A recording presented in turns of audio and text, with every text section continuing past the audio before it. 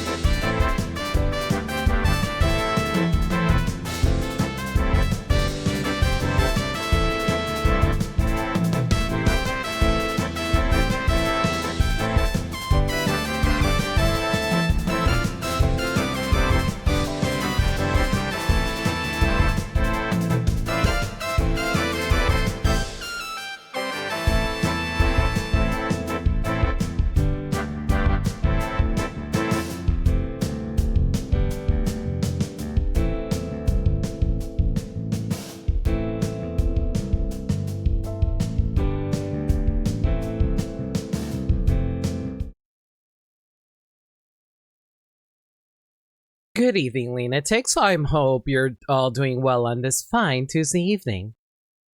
Welcome, everyone, to my 100th playthrough.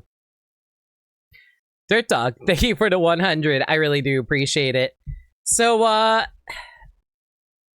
kind of started streaming about 9 years, well, technically 10 years ago, but I'm not going to count that as 10 years until next year. That's going to be my big celebration for that.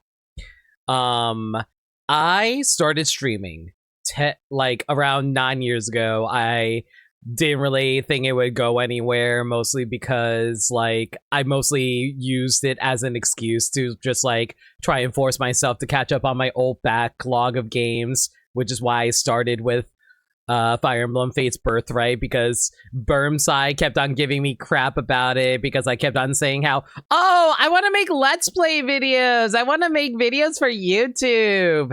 But I never actually got around to it because it was a lot of work. I wasn't very good at talking at the time. I didn't really have very good plans or strategies on what I wanted to do with the playthrough. So he was just like, man, freaking play it already. And I was like, fine, I guess we're just going to have to play. I guess we're just going to have to play it on stream or something. So I did. And I never really stopped streaming. Even when I finally graduated college and I had nothing better to do aside from stream more games. Finding a job? No. I want to play video games for a living.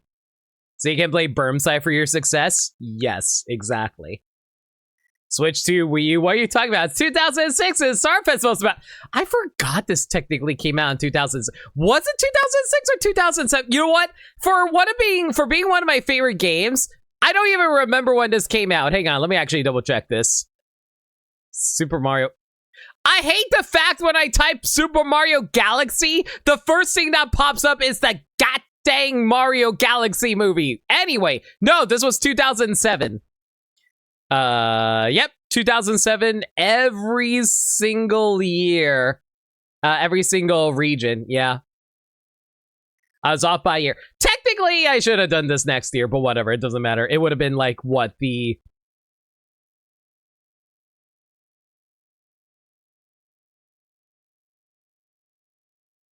This game is about to turn 20 years old, and I don't know how I feel about that. Anyway, yeah, so let me talk a little bit about why Mario Galaxy is so important to me and why I chose it as my 100th playthrough. So, I was a kid who grew up on the Super Nintendo. You want to know what the very first game I ever owned on my Super Nintendo was? Is it actually here? Actually, is it actually here? I think it's here, right? Yeah, Super Mario Bros. All-Stars. Well, technically, this isn't the version I owned. The version that I owned actually came with Super Mario World. But the very first game I ever played was technically Super Mario Bros. On All-Stars. So I never actually played the NES version. I've always only played the SNES version. The second game I ever played was Super Mario Bros. 2, also on All-Stars. And 3. We don't talk about Lost Levels. But yeah, I played those. I grew up playing all of those games, and obviously, because like I mentioned earlier, my cartridge also came with Super Mario World, so we also played that as well. So I was very much a Mario kid who grew up playing these games. My mom would always play alongside me. A little bit of a stupid thing for me.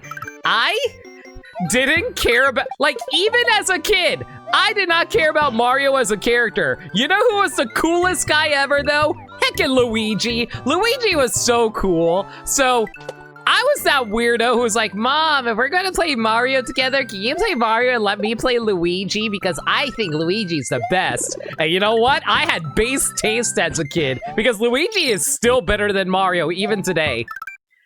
But anyway, Luigi numero uno, exactly! I'm glad you agree. So like, I always happily played player 2, as Luigi. And I'll be real, I don't even know why I like Luigi so much as a kid, because like, let's be completely objective here. During that time period, Luigi didn't have a personality. The only personality we knew about was the one from like the Super Show. And I never watched a whole lot of the Super Show that much as a kid back when it was new. I think I watched like this, I think I caught like very brief snippets of the show once time when I was on vacation in a hotel room. And like, you know what's weird though? I remember like the animation for the Super Show being way better than it actually was. Like, in my mind growing up, I always assumed that the Super Show had amazing animation. I was like, man, it's so crazy that Nintendo had such amazing, like, animators working on this. And then I look back on it, it's like, oh, right. Man, I had some strong rose-tinted glasses back then, y'all. But yeah, like, I really like Luigi, and I think part of it... Okay, you know what? I'm gonna tie this into my other hyperfixation. Do you know why I liked Luigi before he got his personality and we got to know him even better? I blame Power Rangers. You know who my favorite Power Ranger was as a kid? Goddamn Tommy Oliver from Mighty Morphin Power Rangers. And you know what his original color was? Green.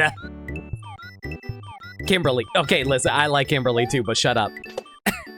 Nowadays, my favorite, I think my original Mighty Morphin Power Ranger might actually be Billy, but regardless. But yeah, Tommy was my freaking favorite. I was like, yo, green is now my favorite color. So therefore, Luigi is my favorite Mario brother. Yes, that was my logic as a kid. Anyway, so I really loved Mario. I grew up playing with it with my family. Mind you, I say that, but I think I played way more Donkey Kong Country 3. Donkey Kong Country 3 was my Donkey Kong growing up. Like, I know a lot of people who grew up with like original DKC or DKC 2, and I do think DKC 2 is really dang good.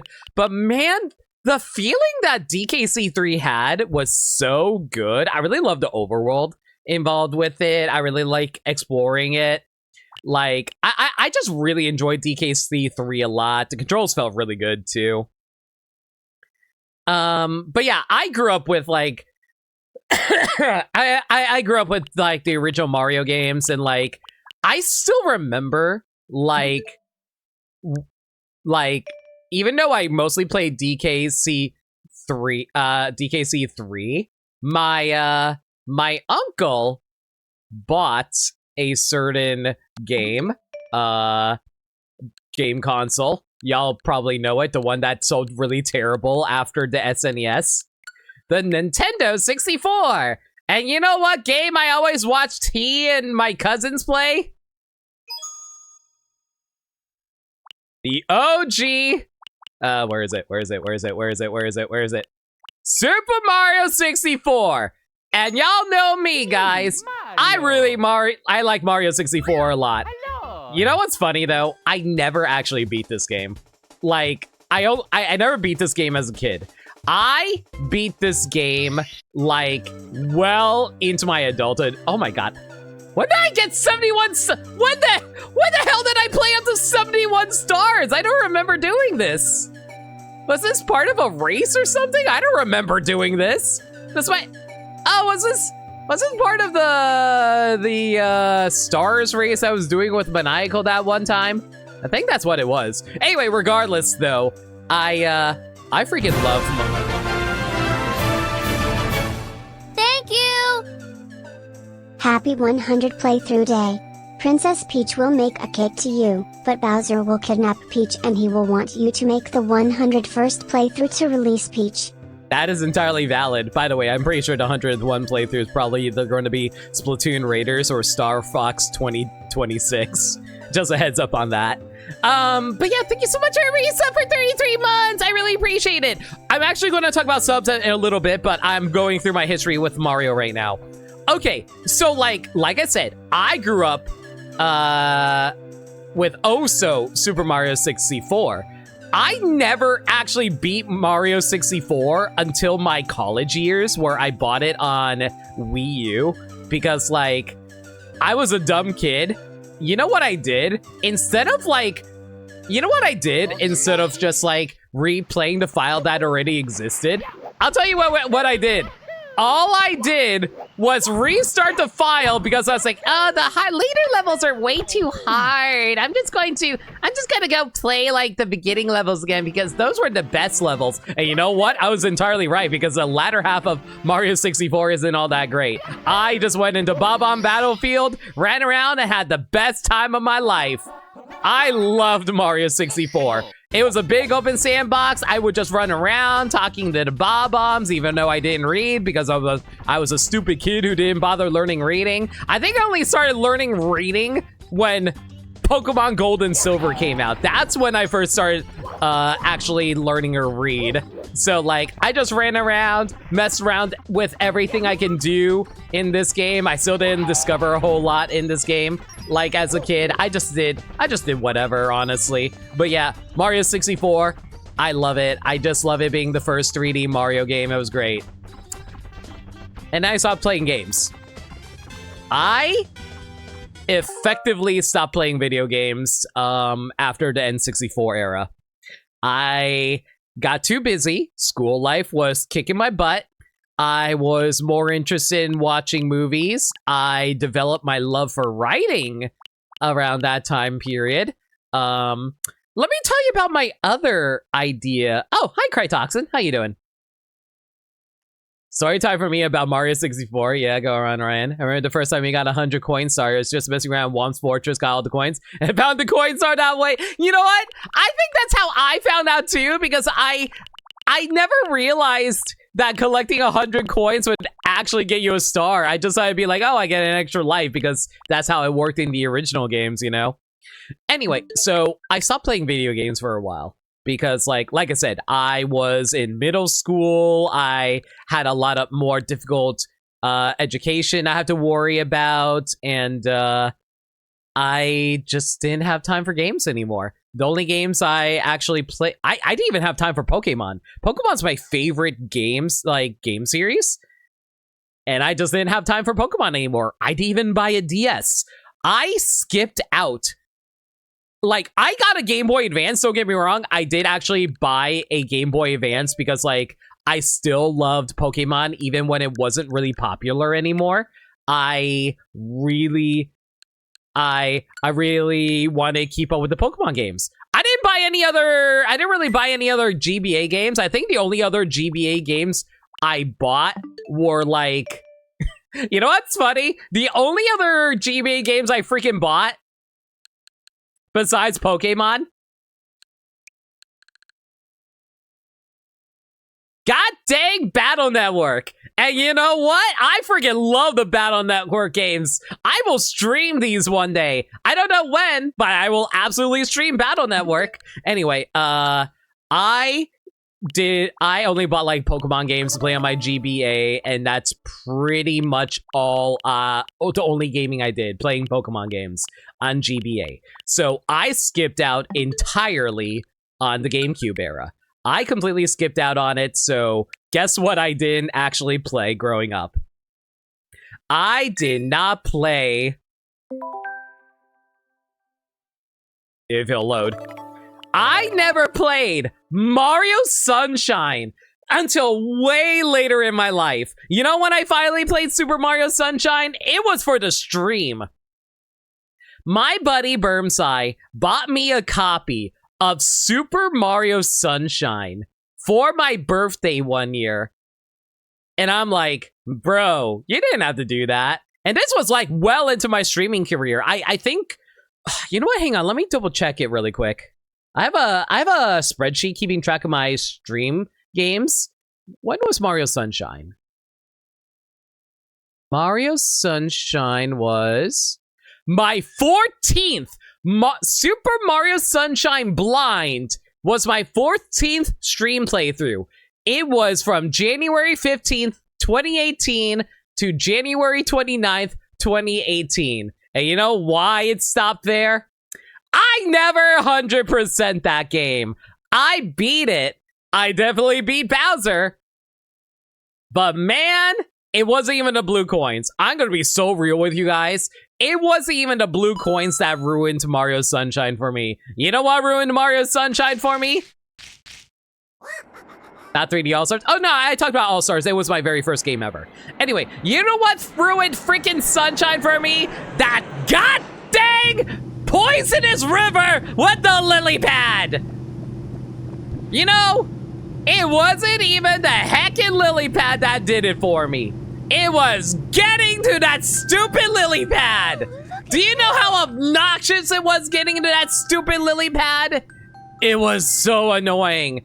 Because, like, you know what you had to do? You had to get a Yoshi to, like, go into the sewers, go to a deserted island, because if Yoshi enters water, he disintegrates. Then you have to, like, eat a bunch of fruit while you wait for a boat to slowly move around. You have to get on the god dang boat, and then you have to wait, like, 3 freaking minutes on that god dang boat, stopping at a pit stop for a quick second to grab a fruit. And but the only time you can get that is in the middle of a platform that's really tiny in the middle of the ocean. And need I remind you, if you try to do it and if you accidentally land in a freaking ocean, Yoshi disintegrates.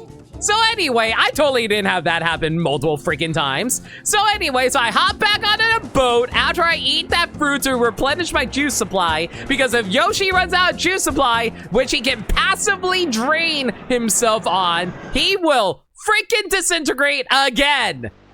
So you have to deal with that, and then you have to ride all the way to another deserted island, use Yoshi to get rid of the garbage that's blocking a pipe, and then you go in and do the lily pad. And if you mess up the lily pad too many times and run out of lives, you have to go back all the way back to the hub world of Al Delfino. And guess what?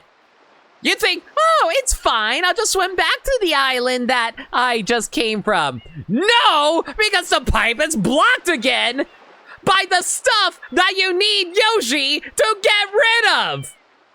So you have to do the entire thing all over again just to get access to the lily pad. But Jingo is as well timed, but it's at least easy to get. Exactly! At least it's easy to, like, get back into the swing of things. If there's one thing I hate about video games, it's, like, wasting my time. And you know what? Getting to that god dang lily pad was the most obnoxious thing ever. And you want to know how bad it was for me on stream?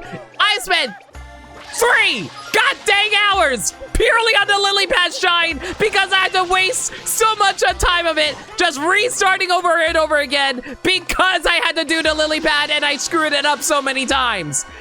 I got to the point where I had to learn how to do a freaking... I tried to learn how to do the shortcut to get to the freaking lily pad shine in order to try and do it without having to go through everything. I never learned how to do it. I gave up. That's like the first time I actually gave up on a game on stream. You remember doing it as a kid? I think the strat is grind extra lives first. Yeah, that's entirely fair. I'm not even going to say...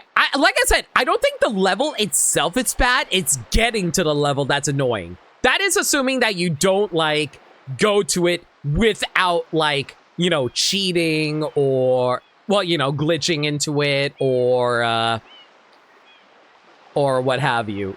Like I said, it's really just getting to the level that was really annoying for me. And don't forget about the pipe at the end of the level. It spits you out. Yeah, but ideally you should get the shine before you actually do that. I thankfully was aware of that one. I like the watermelon level. I heard so many bad things, but level's fairly easy. Yeah, I mean, like, that's subjective. Everyone has their own personal takes and what they do for that. Anyway, the point is, I never played Mario Sunshine growing up, and you know what? I don't know if I would have liked it as much as a kid. Maybe I liked it. Maybe I would have liked it more as a kid because I had more free time. But like I said, during that time period, I didn't have a lot of time, so I never actually owned a GameCube growing up. And you know what? I didn't really get into gaming. But you know what I did do, though? Is it safe to go into the eShop without revealing information? I think it's safe to go into eShop without revealing information. Anyway, so, you know what game it was that, like, I wouldn't say got me back into gaming, but got me to buy a PS2? So, I made a friend in middle school, and he had a copy of the Brady's Gamer's Guide for Kingdom Hearts 1. And I was like, man, I remember Kingdom Hearts 1. I remembered the commercial for it. I remember Utada Hikaru's song for it. And I was like, you know what? I grew up with Disney. Maybe I should actually play the game sometime. And you know what?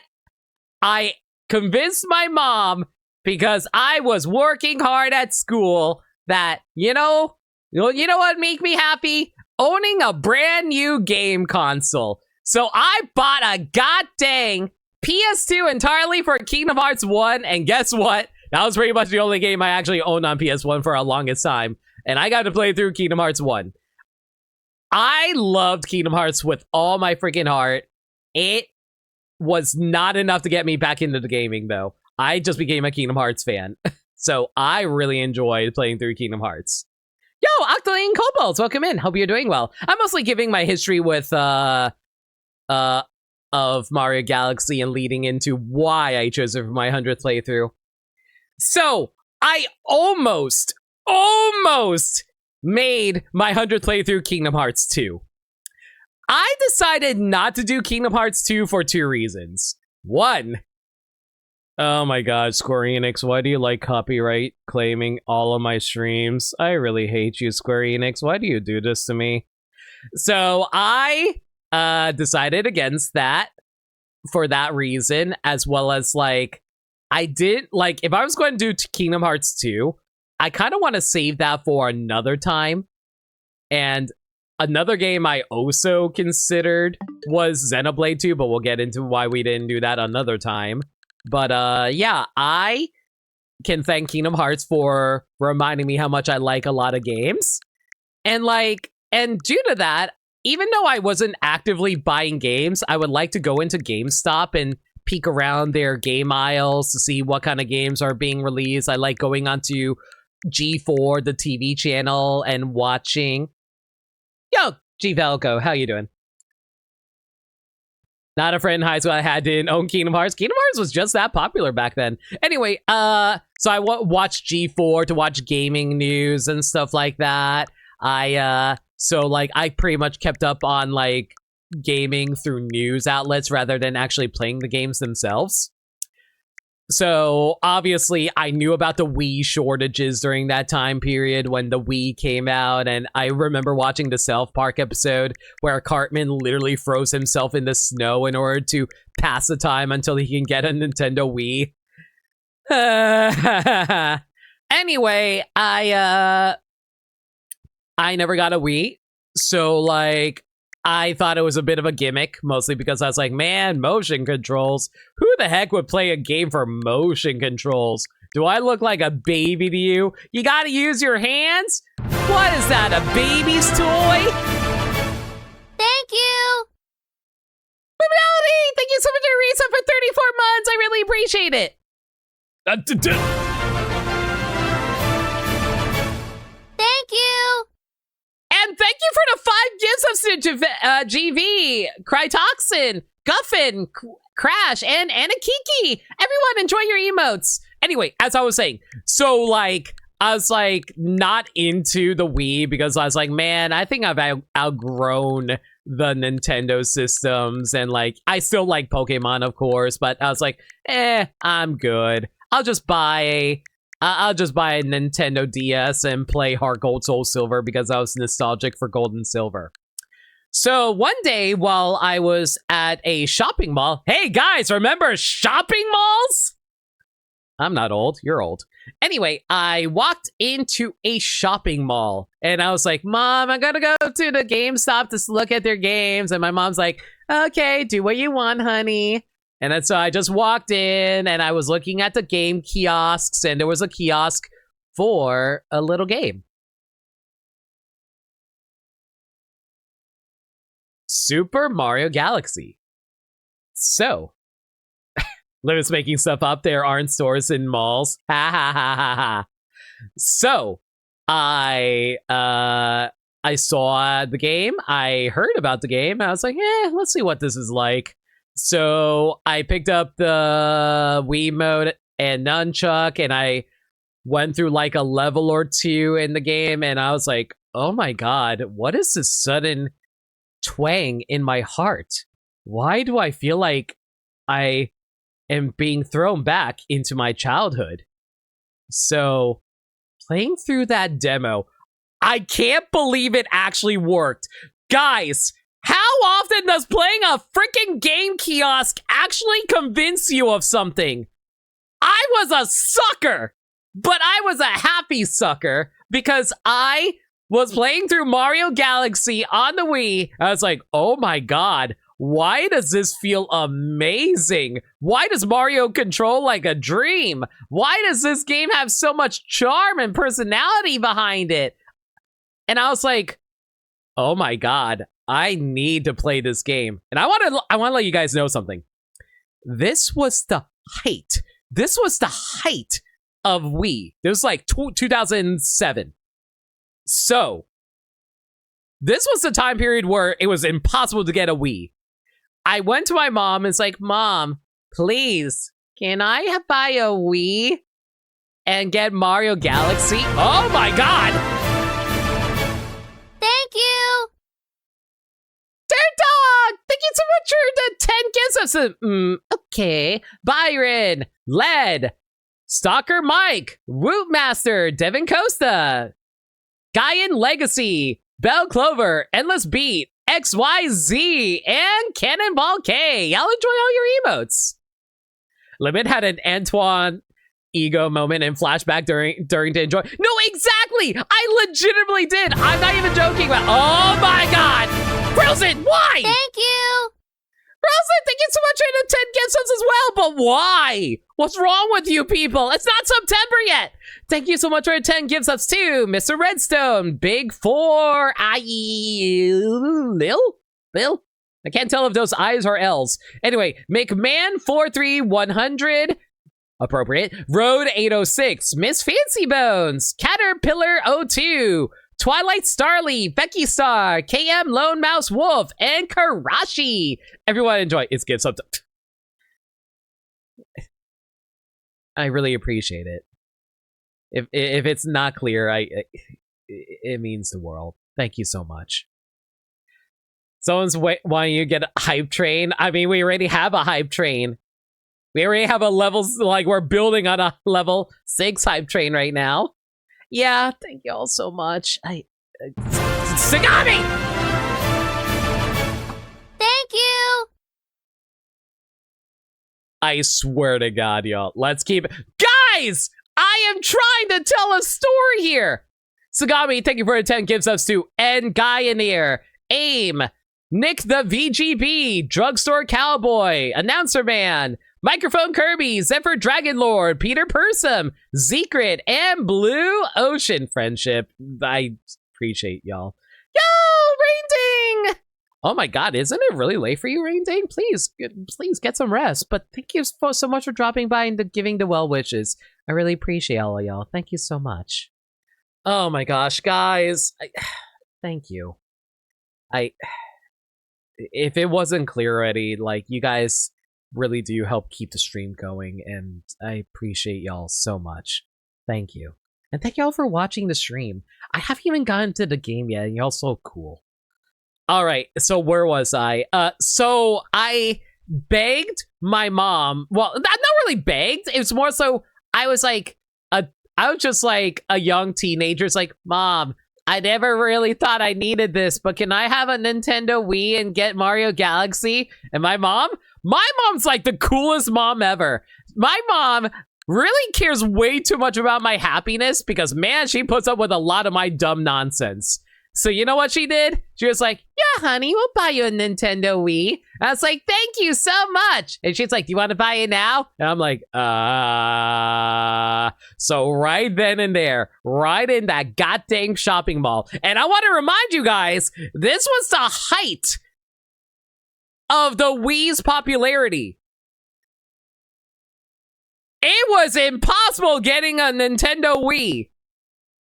But we shrugged and walked up to the cashier. It's like, hey, can we buy a Wii, please, and a copy of Mario Galaxy? He was like, oh, yeah, sure, here you go.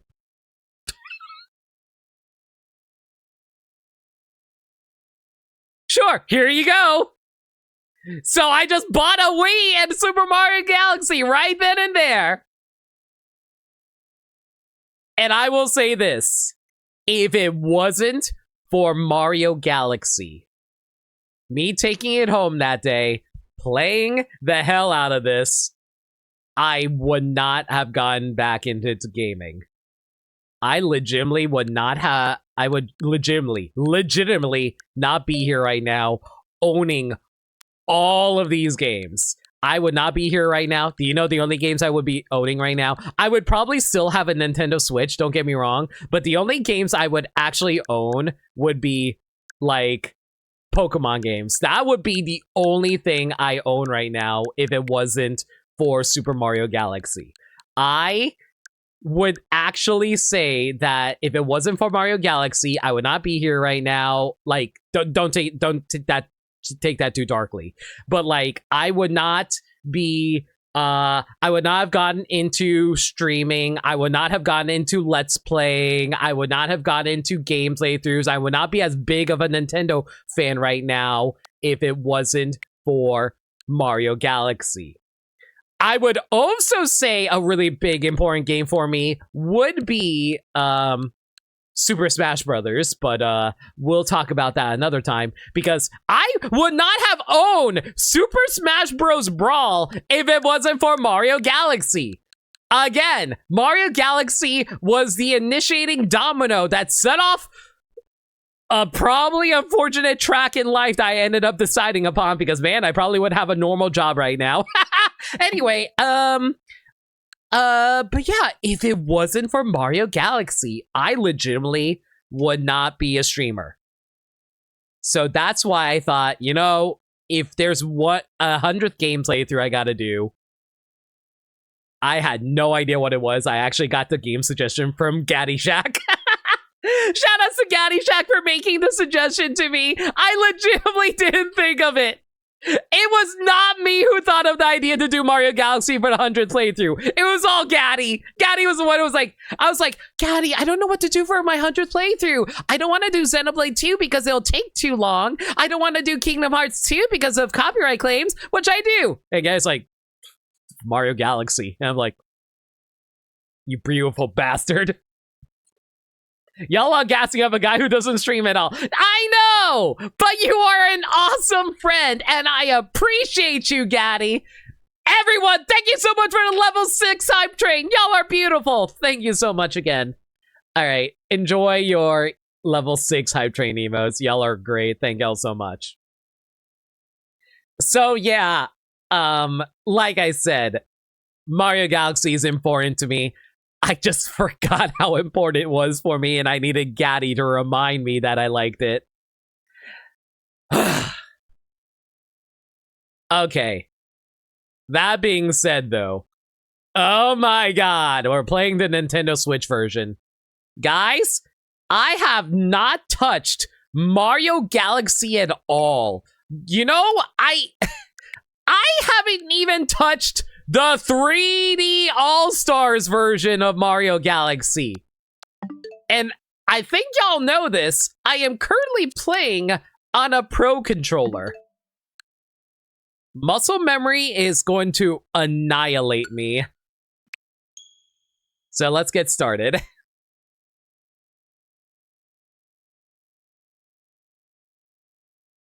I'm actually not entirely sure what the controls are for this, to be perfectly honest.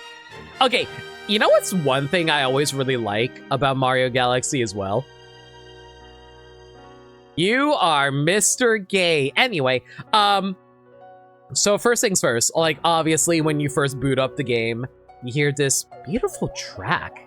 Like, I was a kid who really is a very sentimental person. What am I talking about? I'm someone who's still super sentimental even today. I am someone who's extremely sentimental.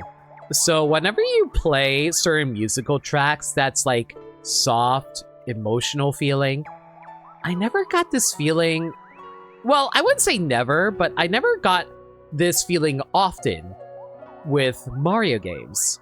So the title screen itself is already something really special for me because it's like a little introspective because like, hey, we're heading into space, the great wide unknown. This is like the final frontier of humanity where people still need to explore and discover the universe beyond ourselves on this little planet of ours. If you guys couldn't tell, I'm a big fan of sci-fi.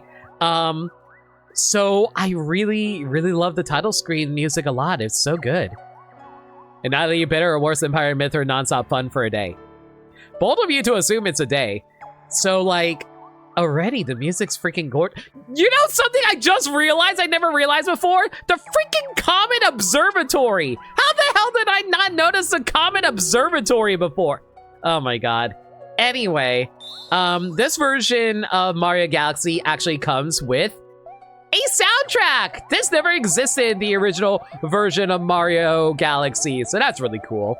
They also changed up the texture work, if I recall correctly, for this game. I think they applied a little more sharp models as well for all the characters and different models in this game. They did actually make some changes for this, so I would call this a soft remaster of Mario Galaxy.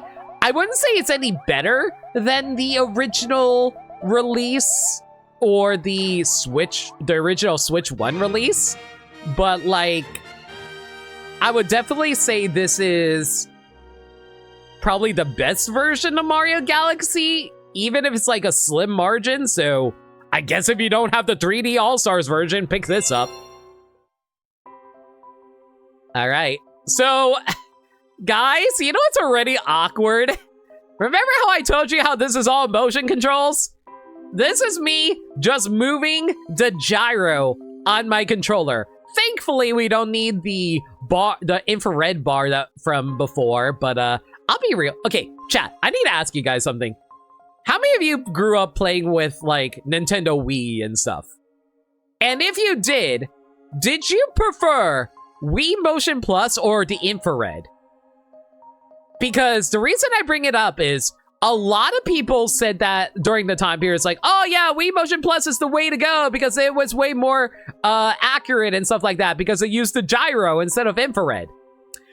Okay, I agree in terms of motion control, the Wii Motion Plus gyro is way better. However, when it came to pointer controls, oh my god, gyro controls is really freaking awkward. So, like, the fact that I'm only using gyro controls and no infrared whatsoever, this is going to be really awkward for the sake of pointing. I think infrared is way better at precision pointing because it is very easy to jostle around if you don't have a steady hand. So that's going to be really annoying for me. I was going to say at night, I assumed that was too short. Ha ha ha ha ha ha. It was your childhood console. I don't think it really mattered to you, to be honest. The sensor bar was a pain in the ass. I get the, don't get me wrong. I get the sensor bar was was like a pain in the ass.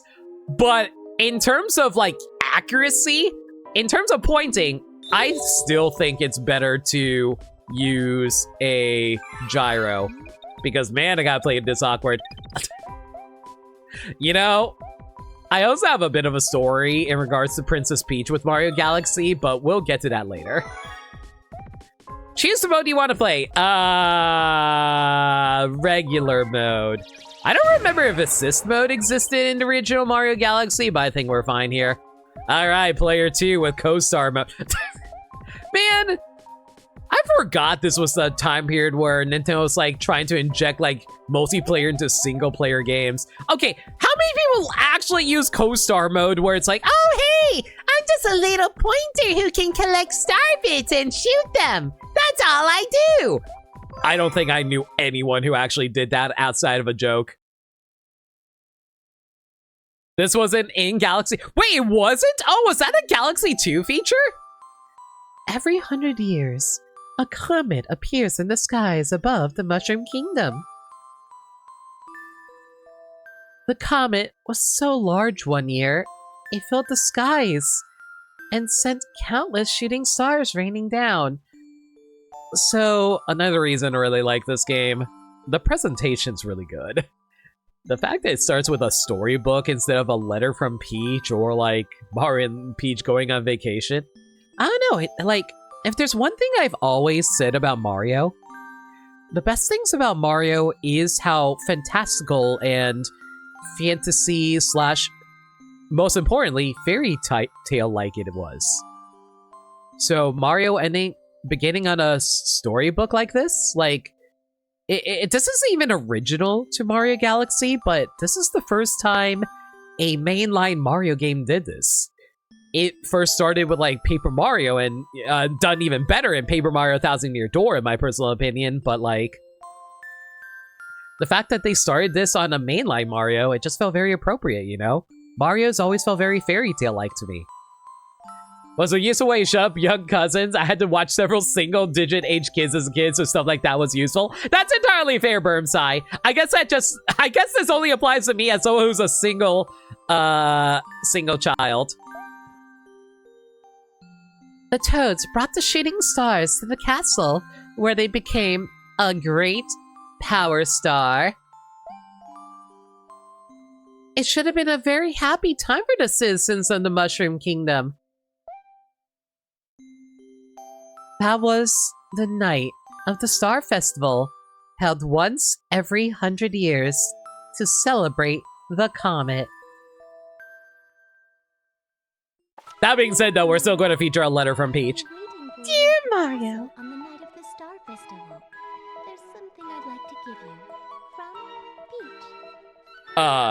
Peach. Wait a second. Wait a second. Was this always narrated? Wait, was this always narrated? I don't remember this being narrated. Am I crazy? The smile was added to the stars at artistic liberty. Are we starting to say now that Power Stars don't naturally have eyes? It always had narration? I don't remember this. Man, it's been so long since I played this game. Whatever, let's go. Mario being a colossal doof, just running forward, doing airplane arms. Was this actually the first time Mario ran with airplane arms? I'm pretty sure that actually was the case. Anyway. Oh, man. All the guests are here. Time to party. Mario, you're the last guest to arrive. Glad you can make it. Why is it that, like, every single good Mario game seems to really open with, Mario going around? What? Huh. That? Hey, you know what's weird, chat? I don't know why, but holding the L button makes Mario stop on a dime. There were not enough buttons on the Wiimote and Nunchuk back then, so, like, I don't remember. Oh, wait, it's the camera. What? It's the camera? I don't remember the camera doing that. That's definitely new. Evening, Mario. I think Mario 3 was the first time he actually had airplane arms. Technically, that counts. Yeah, you know what? That technically counts. You're right. Hey, Mario, see this bleh I have? Grab as many of them as you can. Yay, you're here, and Star Festival is starting. Yahoo! So, like, this is also a pretty cool, nice, safe area. The music's all whimsy, and then you get to really get a feel for Mario. Okay, so that's a little interesting thing here. B and A are the dual jump buttons, which is a little weird because, like, if I were playing this game, I would assume that B was, like, the spin attack or something like that. But hey, what do I know, I guess? Dear Mario, please don't come to the castle. I made a completely dog shit cake. Just completely fucked it up. Sincerely, Princess Toadstool. Pete. You know, there's a new one for that recently where, like, oh, you know what? You know, that's great. I'm gonna go pull it up really quick just because I think it's so funny. Hang on, I gotta pull up a stupid meme just because it's so stupid. There's a recent one that came out that I think is really freaking funny.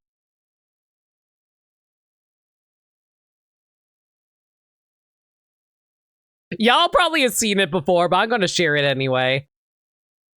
Y'all probably know exactly what I'm about to show.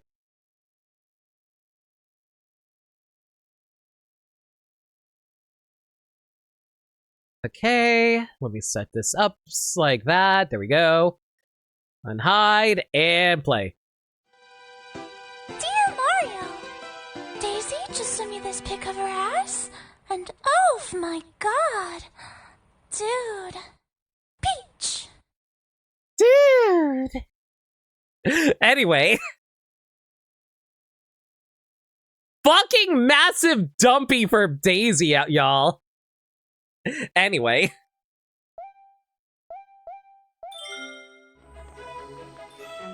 By the way, if you guys haven't followed that channel, by the way, the name is Crestmorph. You know, I'm gonna drop it in chat because I want them to get more subscribers. Yeah, go watch Crestmorph's animations. They're very silly. You might know them for the King Boo animations where they tie him to Hades from Hercules. Fucked up she didn't send that to Luigi, to be perfectly honest. But she had to, like, gossip to her man. She had to tell Mario all about how fat of a dumpster that Daisy had. Dear Mario, no really, there's a deer in the castle. Please come and shoo it out the door. Peach. Anyway, man, like, what an incredible shot, by the way.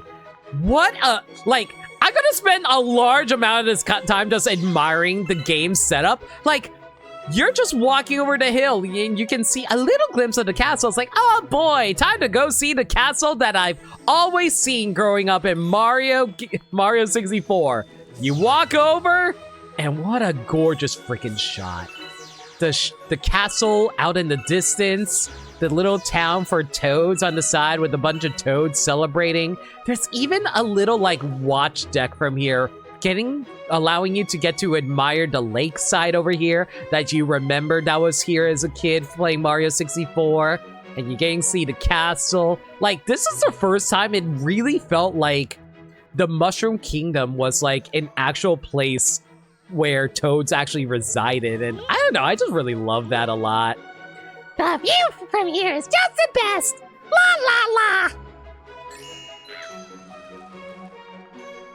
Sure, everything will go well tonight, right? The view's too great. Exactly! And if Illuma decides to crash out at the back of the castle somewhere, and then we go and help them by, like, having Peach and Toad go off on a wild journey to the Gateway Galaxy, and then me, Luigi, and Yoshi will protect the town in the meantime, and we play a whole bunch of references for everybody in a montage. Yeah, I see no issues with that. First time to be besides Paper Mario. Well, I'm talking about mainline titles, nameless, but yeah, I was talking about Paper Mario earlier. The castle's just down this path. You can't miss it. I don't know, it's just like they did a lot of world building in Mario Sunshine 2, don't get me wrong, but like, if there's, okay, a bit of a criticism that Mario had with, man, I haven't even gotten started in the main level yet, but I have a lot of things I want to talk about. A main criticism that Nintendo had received in regards to their nostalgia baiting for Mario and like their other franchises, they really rested on their laurels for the most part. Because like a lot of times they would just like throw in references to old 8-bit stuff. It's like, hey guys, remember 8-bit Mario? Remember how great Mario 1 was? Remember how great Mario 3 was? Remember how great Yoshi was in Mario World? And like, a lot of times, like, it got really obnoxious because like Nintendo was so afraid to innovate and stuff like that, but oh yeah, and the craziest freaking intro ever! Just like, the fact that it's like, oh yeah, let's just like have Bowser suddenly invade during this happy festival time, yo. Like, that is like the first time where you actually feel like Bowser's a freaking threat, where he's like freaking murdering these Toads by crystallizing them. And I'm like, oh my god, these Toads are getting freaking carpet bombed by Bowser's army. And like, there's even a pre-rendered flag there. And that was like the best looking flag I ever seen during that time period. I did not own a 360. And then you just like see Peach up here. It's like, oh no, we're about to be bombarded. Bombardment. So like, and I was just thinking to myself, oh my god, I have never felt threatened by Bowser before. I have never felt scared of Bowser before. Like, I think the closest I got was like in Mario 64. But Bowser here is actually being like a talking supervillain where it's like, I invite you to creation of the new galaxy. This festival's over. And the fact that you get to see Bowser actually get to be like dark evil wizard Bowser for the first time in forever, be able to just like summon a, like dark clouds and a giant spaceship. And unfortunately, I can't do anything to help these Toads because like, unlike in Mario 64, you can't punch and kick in this game. So that stinks. It's Bowser! Anyway, as I was saying from earlier, a lot of like criticism that Nintendo received was like they were so resting on their laurels when it came to Mario that they were willing to do all kinds of basic stuff in order to like guarantee good sales and stuff like that. Because like, I legitimately believe after the experimental era of the GameCube, Nintendo was way more afraid to do things that would result in them getting bad sales. So they played things omega safe with the Wii era. So they made a lot of games that were very back to basics for a lot of their franchises. and also revitalize old hits, because there's like, oh, hey, we have an old backlog of it, like really popular old games. How about we just like, sell that to people while also trying to capture the old magic and stuff like that. And like, and it kind of crescendos in the Wii U era. I would say the Wii U era is when Nintendo was just like going through the motions, where they were releasing games like New Super Mario Brothers. I would like New Super Mario Brothers for like Wii U. Don't get me wrong, I actually really enjoyed New Super Mario Brothers U, but man, that game had no soul. It had no personality. It was just, hey guys, you remember 2D Mario? Remember Grass World? Remember Desert World? And so on. So like, it was so vanilla. It was boring. It was samey. Like, it's like, oh, and even the new thing in like New Super Mario Brothers, quote unquote, the freaking raccoon suit. Well, the flying squirrel suit. Oh, hey guys, we added a new flying ability in Mario Brothers. And I'm like, oh boy, a new flying ability in a 2D Mario game? I've only seen that happen in Super Mario Bros. 3, Super Mario World, Super Mario 64, technically, New Super Mario Bros. Wii. And now we did Tanuki again in New Super Mario Bros. 2. But now we got a flying squirrel suit in New Super Mario Bros. U. Yay.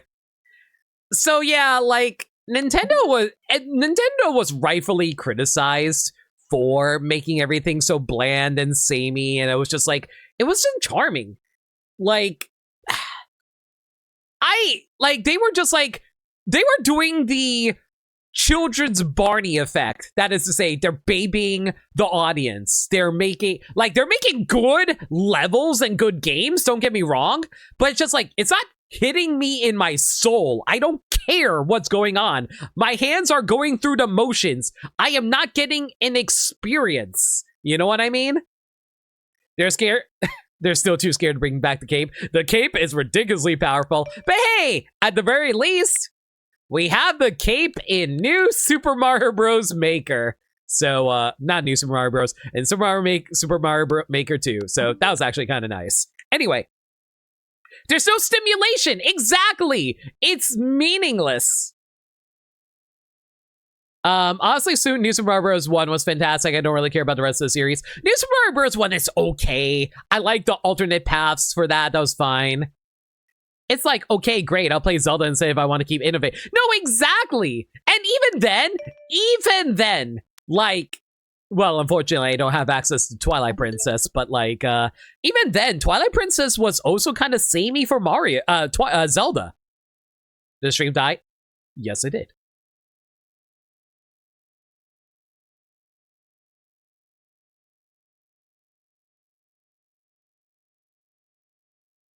I lose my internet. Yes, I did. Hang on.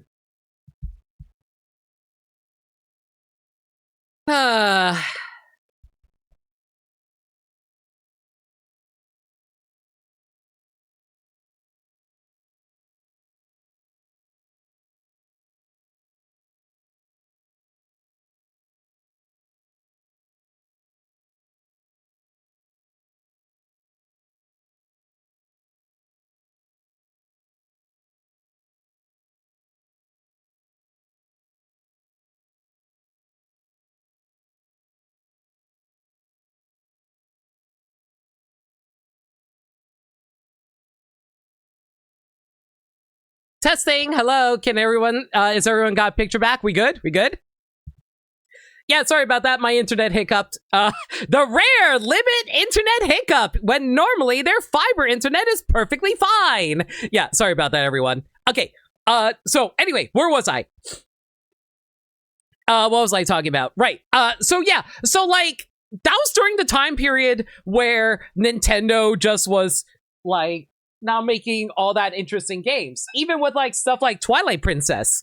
Twilight Princess, don't get me wrong, Twilight Princess is fine. I enjoy it just fine.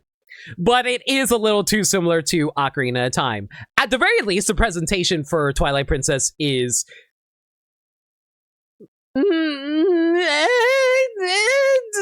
okay.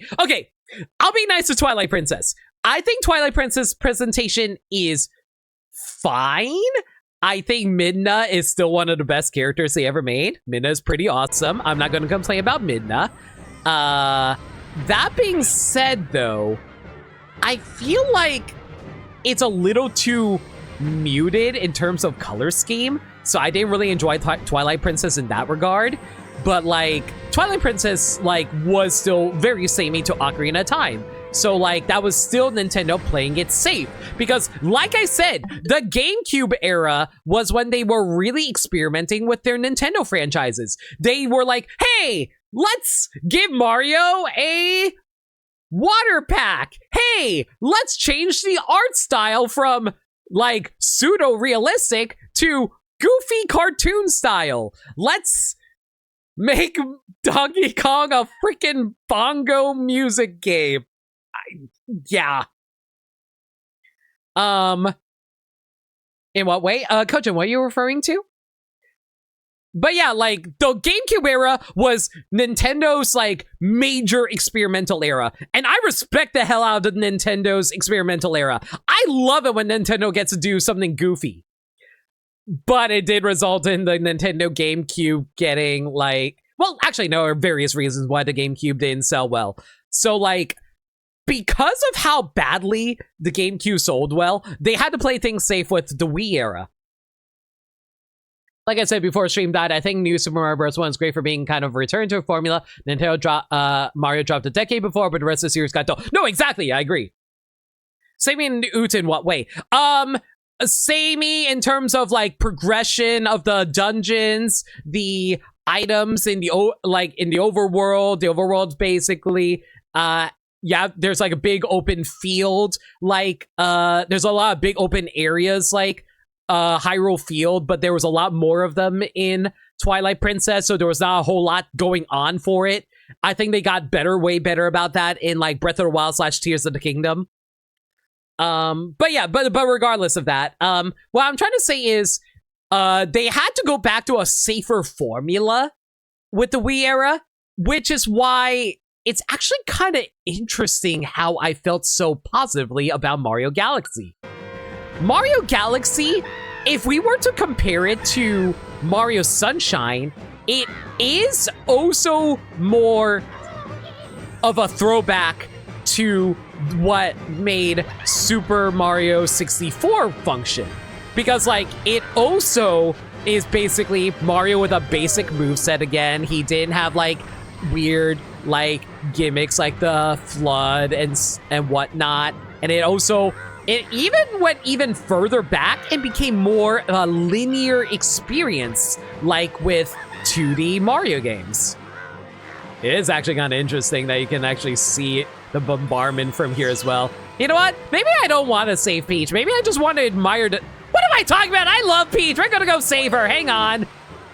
Anyway, so, like, I'm just saying that, like, with Mario Galaxy, it starts off really strong. Can I actually be hit by this? Hang on. Wow! I never got hit by that before. I didn't think that would actually be able to hit you. TIL. Anyway, so it's like the beginning for Mario Galaxy is really good. I'm working. Thanks for a gift though. Yo, no worries, Aim. Enjoy the emotes. That answers the question you had, right? Oh, and get a quick drink in. Thank you for a reminder, GV. Bachan, where are you? Water, please. Thank you. And my water bottle's empty. Hang on, let me go refill that while I read chat. I have a water bottle with a water jug next to it, so I have to refill it.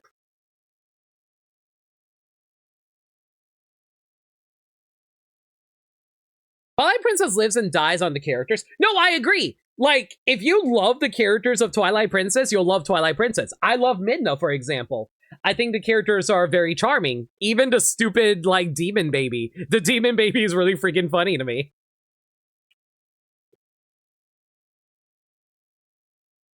I think the presentations of the cutscenes for Twilight Princess was also really good, too.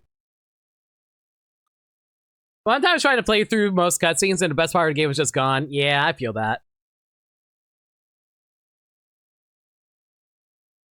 GameCube was also seen as a baby console compared to how the PS2 and Xbox were cool and edgy. Yeah, I agree. The Nintendo's for babies mentality a lot of people had into. Man, do you know how annoyed I am?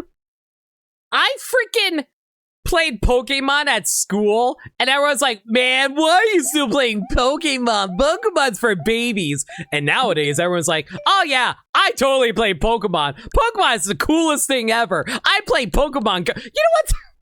Have I ever told you the story about how my family kept on giving me crap for always playing Pokemon? They kept saying, oh, Limit, you're such a baby. You need to grow up and do other things besides play Pokemon.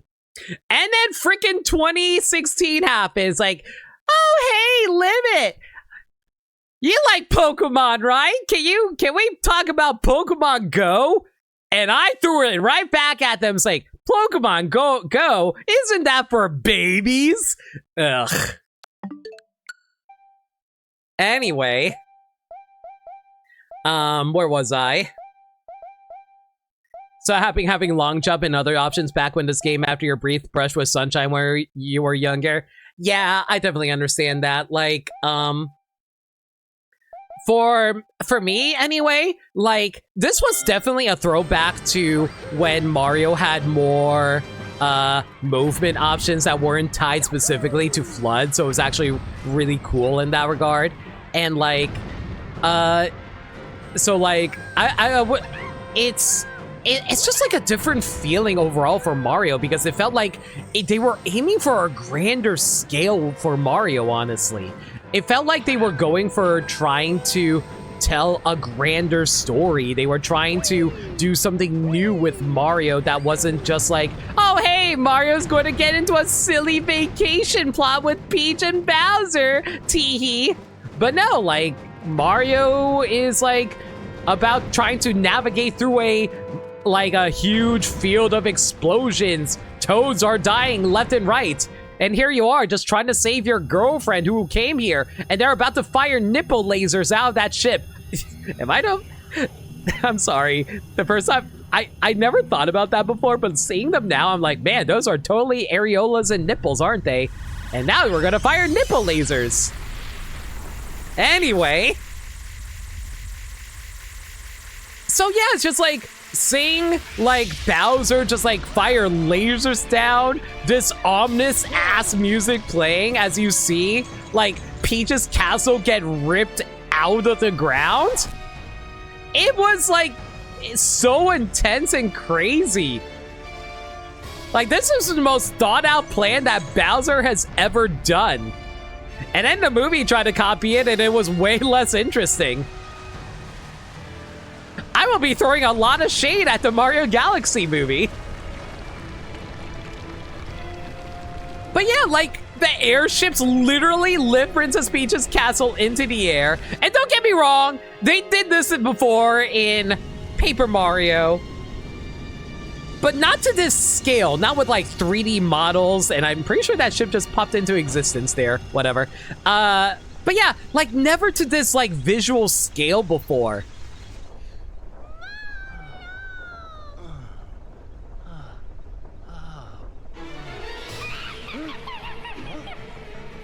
And my boy Kamek here. So long! Enjoy your flight!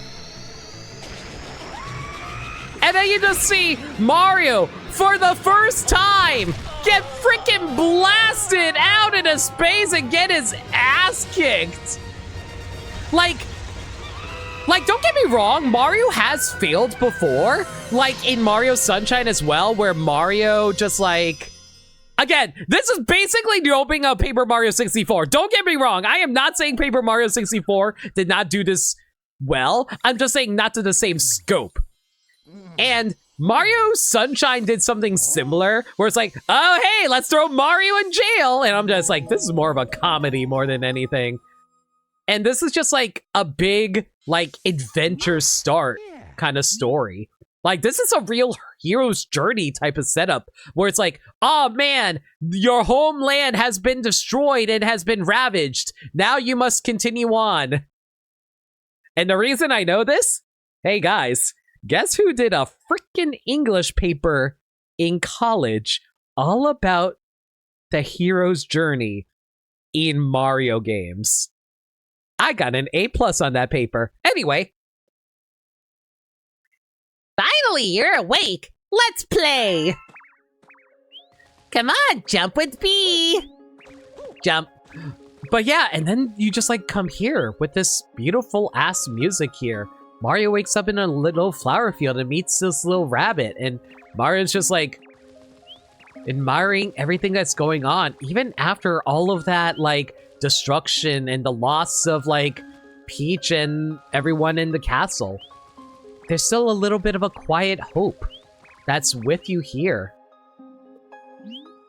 Let's play hide and seek, where it takes things a little like you've entered into a land that's more mystical. It's kind of like Dorothy after she got sucked up into that tornado and entered Oz for the first time and she landed in Munchkin Land. These are basically like the Munchkins, where it's like introducing you into a new fantastical world where everything's a lot more simple for you to just like get a grasp on. It's a very familiar childhood analysis, you know?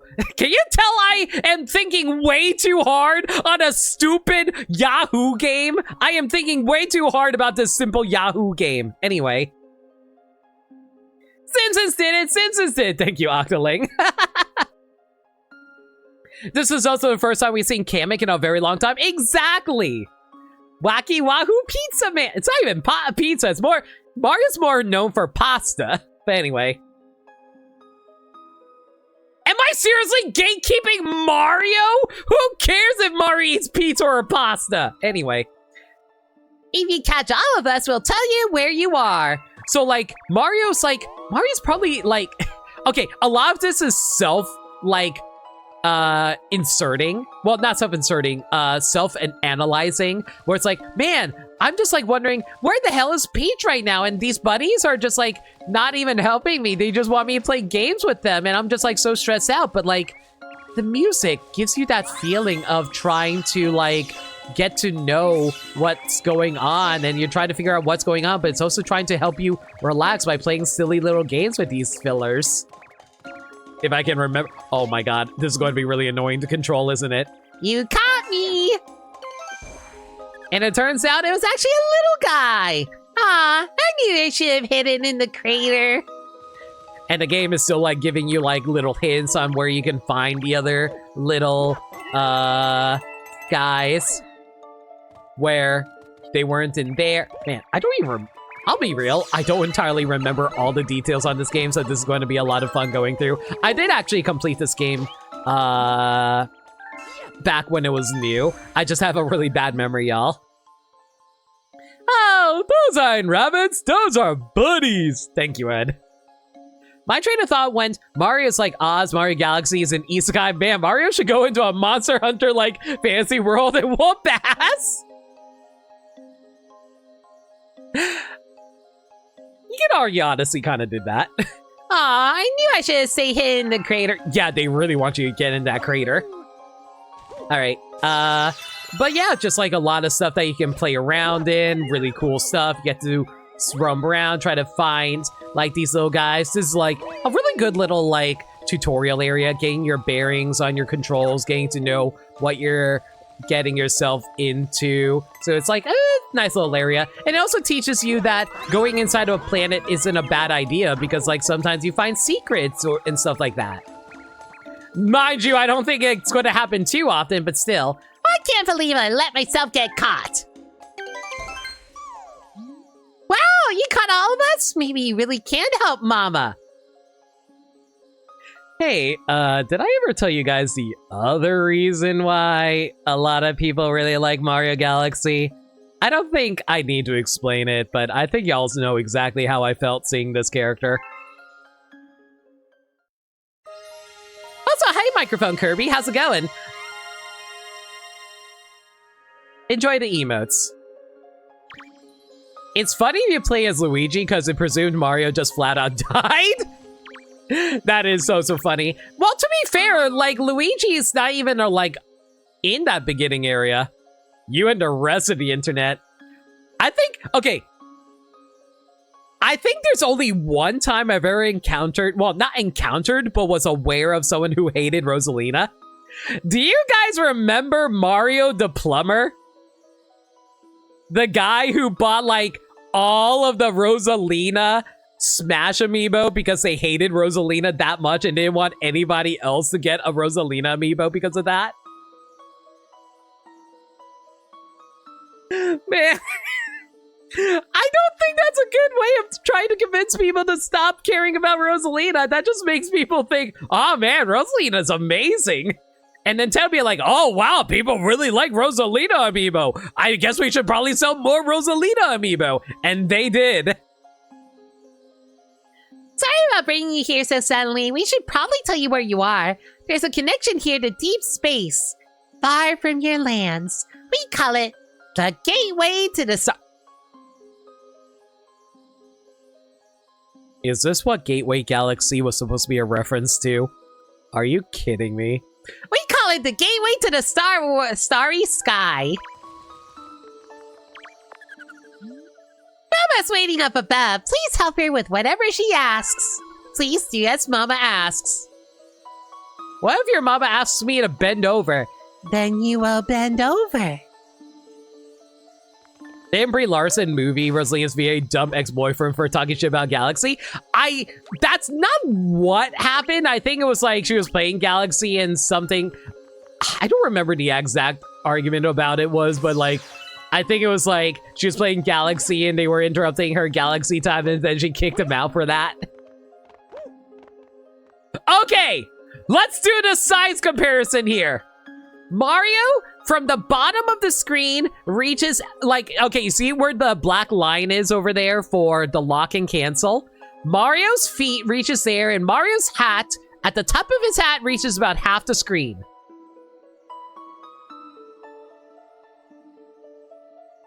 Rosalina is a big fucking woman. Anyway.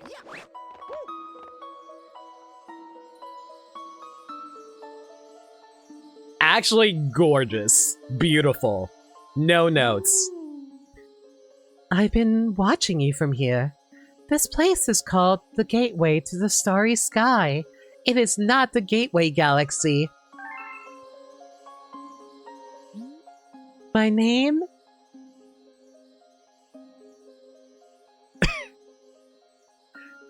Guys, I just realized I'm Lena. How did I never think about this before? Rosalina. Anyway, Rosalina, I watch over and protect the cosmos. To save your special one, you'll need the power to travel through space.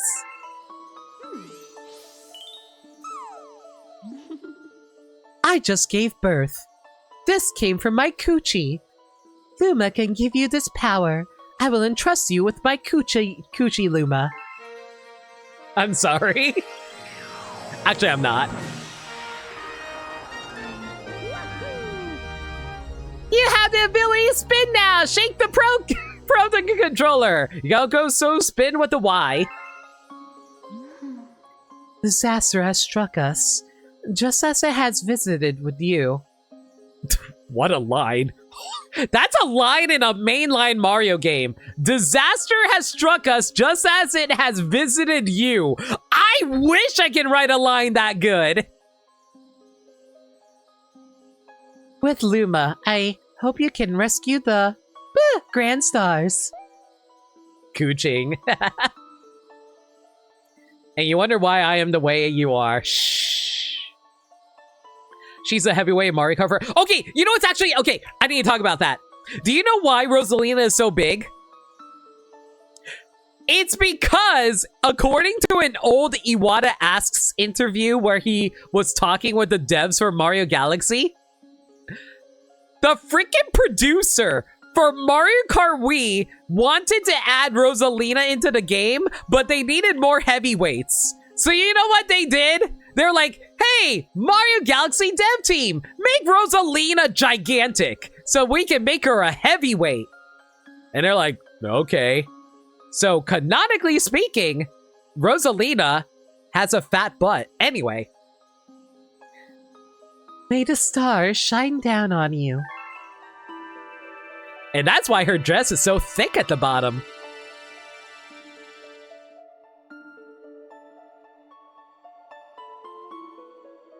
It takes a magic star child for Mario to turn in midair. Whee! Shake ba and press ba to spin things that look breakable. You can even spin enemies to stun them. All hail the cosmic dumper. Thank you for the cosmic dumper of bits, Dirt Dog. Much appreciated. Oh! Right, that reminds me. I need to talk about this. Chat, really quick. September is coming up. Okay, hear me out. I am not telling you to subscribe right now. However, they kind of did some... there are some things I would suggest you do if you want to save a little bit of money. And I always support you guys trying to save money. If you guys are currently subscribed, you should unsubscribe right now. And if you want to keep subscribing, you can subscribe during September. And once your sub runs out, resubscribe for a discount.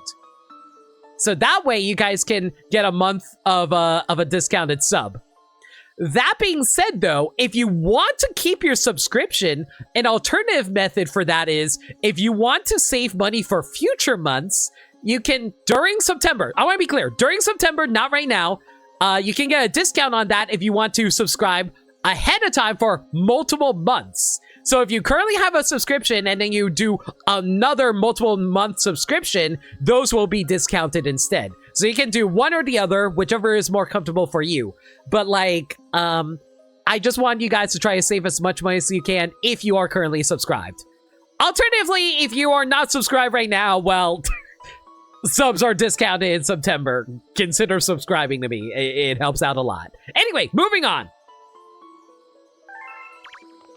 Hey, you said I should spin attack things that look breakable, right? You look breakable. Why am I beating up on Rosalina's babies? I don't think she's going to be happy with me if I do that. This is a launch star. Shake, blah, or press Y when you're near one to shoot through space like a comet. Now go and explore the universe. There are lots and lots of galaxies for you to discover. I still am mad they actually teased that in the first Mario movie. Alright, so like I said, you can shake the controller, and that's what you basically had to do for the original playthrough of Mario Galaxy. If there was anything I could criticize about the original Mario Galaxy, it would be the forced implementation of spinning, because like, it is a little annoying to have to do that.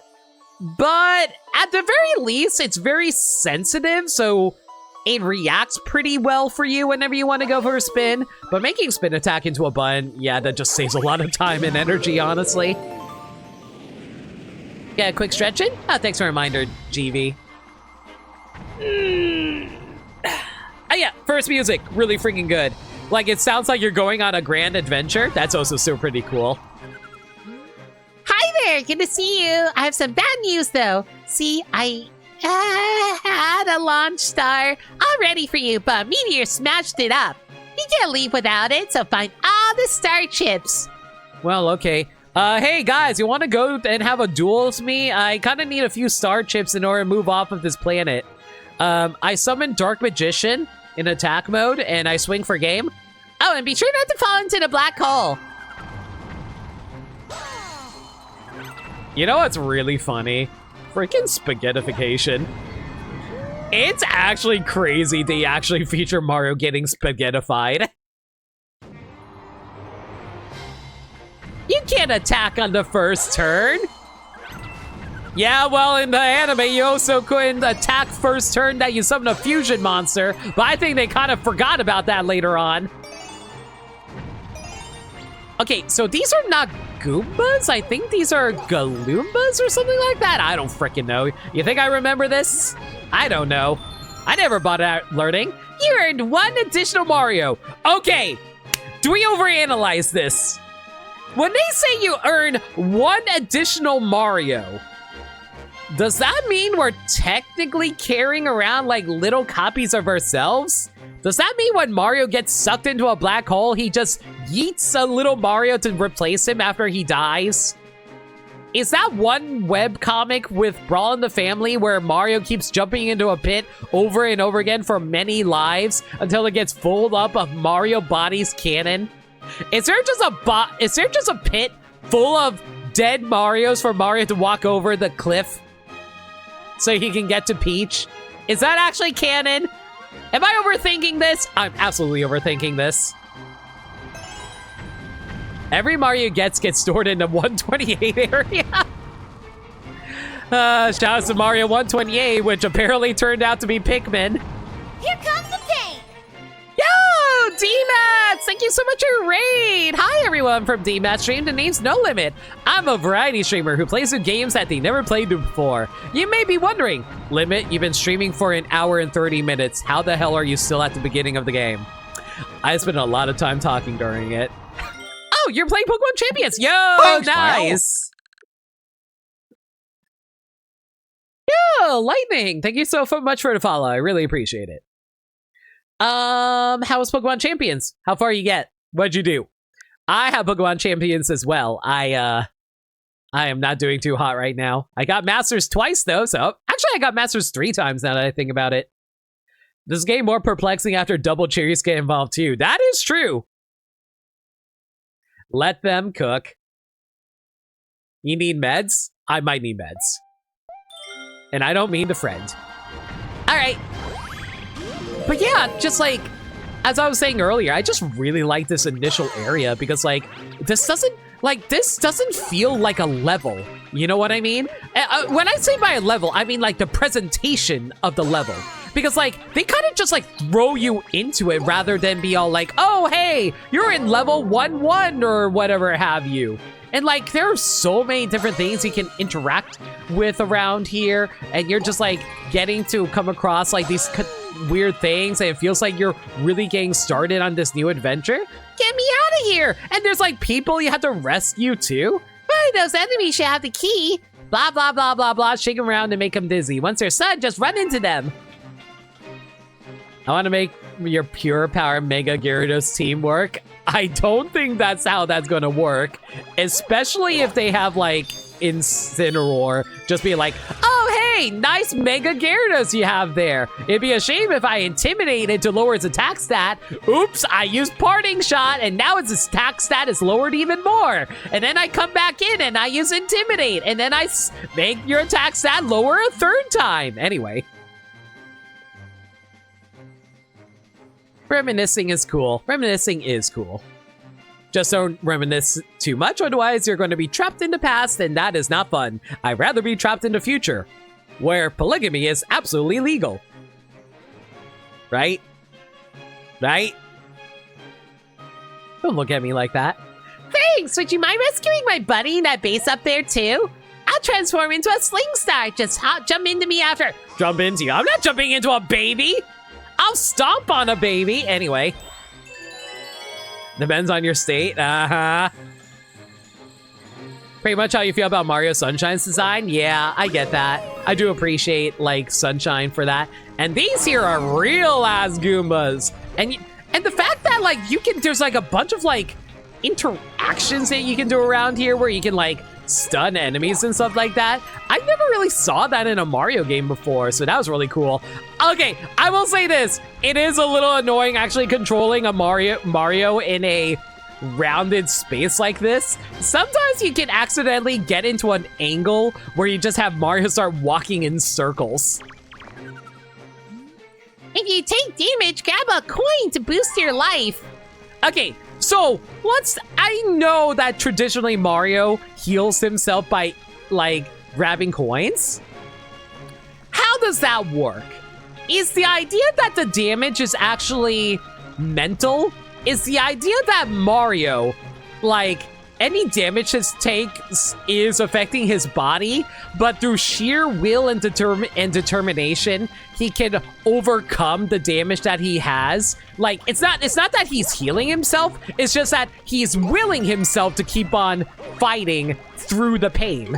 Or do you think he literally is healing himself with the power of money?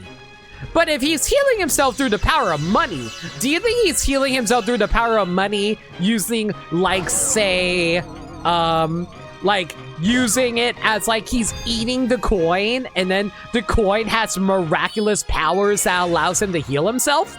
Or a third option, maybe the money is actually helping him pay for his health insurance. And with the knowledge known that he has money to be able to afford his health insurance, he is able to avoid having to go see a doctor. That reminds me, I didn't take my meds. I'll be right back.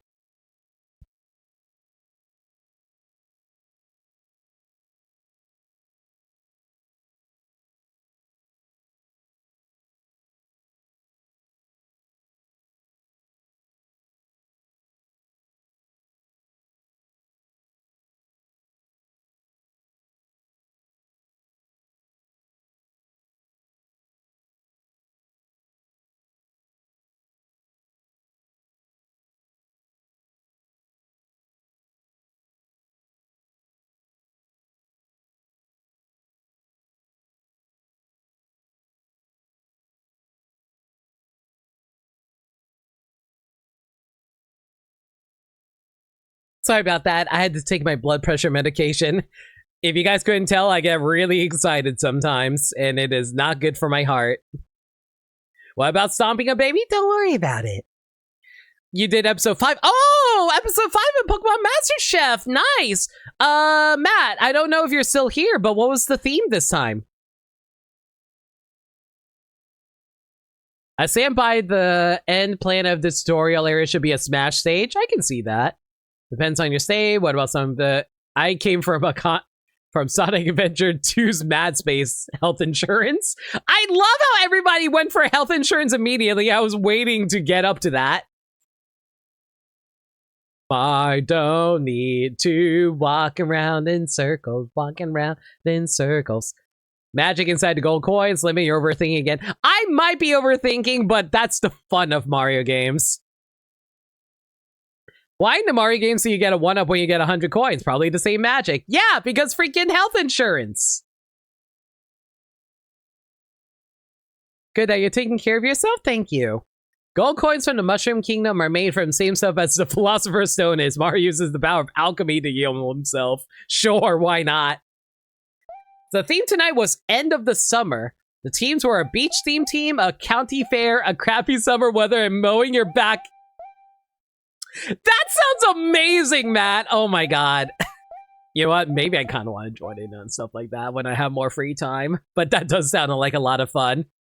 The problem is I don't have all the Pokemon yet in Pokemon Champions. Like, I have all the major ones that I need, but like, I'm still missing a lot. Like, hang on, let me check. I have a spreadsheet keeping track of my Pokemon Champions Pokemon.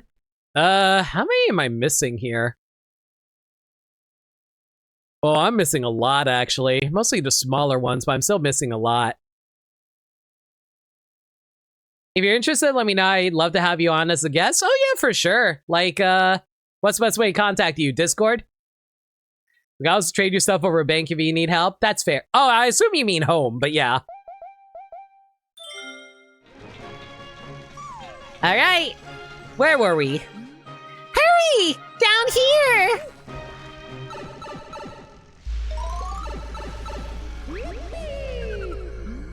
We've been waiting for you! Okay, so I know you said this should be a smash stage. How do you knock someone out when you're inside an enclosed box? That's a Grand Star! We have to save it! They're using the Grand Star to power that awful machine. It looks like it's making something. Baking Christmas.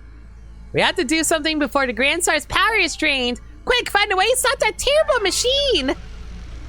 I'll be so real.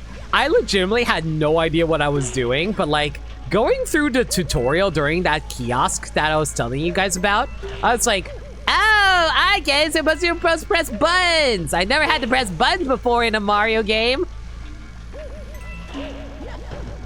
Oh my god, how the hell did I actually manage to avoid getting... We're not going to talk about that. Turn out the lift switches on the floor, shut down that machine. Thank you. You know what? You actually ruined me. You know what? If I actually fail being able to do this, this is entirely that Luma's fault for distracting me.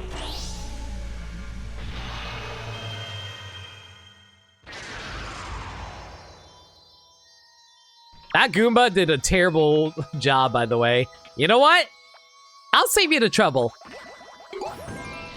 Bowser will never know. And now you never have to live with your failure. You can die in your failure.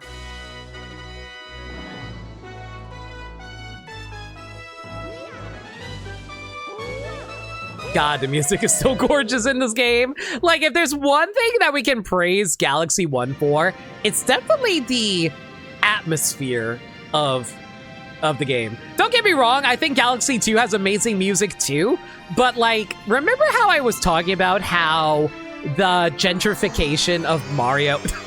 That is one way to phrase it. The gentrification of Mario kind of started with Mario Galaxy 2, in my opinion.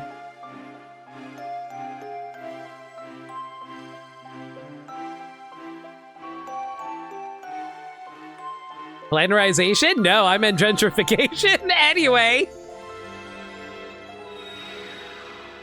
Believe me, I know what word I'm using. I'm just being stupid about it.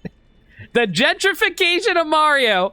You know, Caesar, you can add that into the raid messages with the channel point reward. Anyway, we need more Smash stages based on consoles, like how Mario Kart Double Dash has a GameCube stage. And I would love that. That'd be so cool. We technically already have like a Game & Watch, and we have like Game Boy with that one Kirby stage. But you know what? But I would love to have like a GameCube one. That'd be cool. Make the energy in the center a danger zone. This room's such iconic place in Galaxy. No, I respect that. And of course... Okay, can I talk about this? How the hell is the Comet Observatory not a freaking Smash stage? This is one of the most iconic locations in all of Mario, and we still don't have it yet. It's crazy. Thanks, Esor. Okay, what the hell do I kind of voice want to give this guy? He kind of feels like he's older than everybody else. Screw it, I'm gonna give him a Toadsworth voice. The beacon is lit! It shines weakly, maybe only as bright as a Class 6 star, but at least the poor Lumas will survive now. Oh, thank you for saving the Grand Star. These star people are my family. They mean so much to me. Welcome to the Comet Observatory. There is so much personality with Rosalina. Like, not even just from her design, but from the music around her. Her theme with the, like, Comet Observatory, the storybook theme, the words that she says about how, like, all of these Lumas matter so much to her. It's my home, and also home to the Lumas. You see, we traveled the starry skies. We pass by this area once every 100 years, but we suddenly stopped in front of this planet. A strange force has latched onto our ship, pulling away power star bits in our power source, Power Stars. Well, I guess Power Stars just powered the entire Mario universe, everybody. Polari. Right. I was thinking of Luma Lee for some reason, and don't ask me why. Because there's already a galaxy? No, I know there's already a galaxy stage. I'm saying, why was it Egg Planet instead of, like, you know, the Comet Observatory? Every Mario's planet, except Mario's planet, which is powered by bananas. I hate that you're right. Our ship had lost power, so it entered a deep hibernation state in which it could not move. Those who took your special one picked up the Power Stars. and discovered the power to cross the universe. Please. I have a request. This observatory uses power stars to project images. Star power, God. Star power to project images of the galaxies that are scattered across space. Why is space specifically highlighted? I think it's pretty obvious we're in space, friendo. And there is a chance that we can use our few remaining stars to look for other power stars. These round rooms are called domes. We observe galaxies from such domes, such as these. But only one that is working right now, powered by the star power you restored, is this one, the terrace. Please, go to the terrace and try to recover the power stars from the galaxies you can see from there. If we do that, we'll be able to restore the Comet Observatory's power to fly like a starship. And then we can invite Fox McCloud aboard, and we can start playing Star Fox music. Get drinking? Thanks for a reminder, Danny. Bachan! Water, please! Stars are just oddly shaped bananas. To be fair, power moons are technically power stars. They're just in the shape of moons.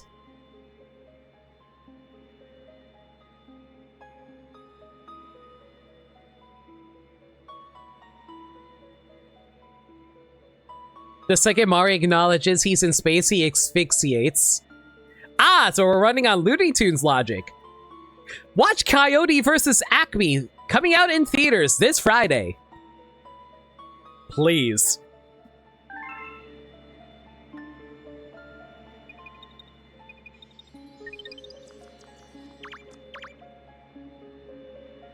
Big woman. But, you know, I used to joke about playing a character who was always like boob height. Mario's not even boob height. Mario's belly button height. Look. You should go to the terrace first. Please rescue the power stars in the galaxies you see here. Man, like, I always loved roaming around the Comet Observatory, and I just really love how the presentation of it's so cool too, because all these areas are darkened and black, and it's just like cut off from power because like you're so low on like star power. That's such nice environmental storytelling that you can tell that you're supposed to be progressing, trying to like make this place bigger and better. You can't go up there yet. And you can like, hang on. How do you do first person again? I know you can do first person. I just don't remember what the actual button was that lets you go into first person. Is first person not available? Wait a second. I remember you can go into first person in this game. Why the hell can I not go into first person? Whatever. Anyway, the point is, like, I just love that there's a sense of progression in this game, even though technically there isn't actually progression in terms of skill ability. It's a progression of narrative, a progression of, like, accomplishments. And that's also a nice way of being able to handle it for Mario as well, which I really like. Yo, Woot, how's it going? I hope you're doing well. Please enjoy all the emotes. I hope you like the Blues Clues emote. It's the fun type of height difference. Uh-huh. Uh-huh. See you Friday evening? Yeah. I don't think I can make it on Friday, but I might try for Saturday. We'll see how it goes. Up on the D-pad on the wiki on the Wii, don't know about... Yeah, I'm pressing up on the D-pad. It's doing literally nothing.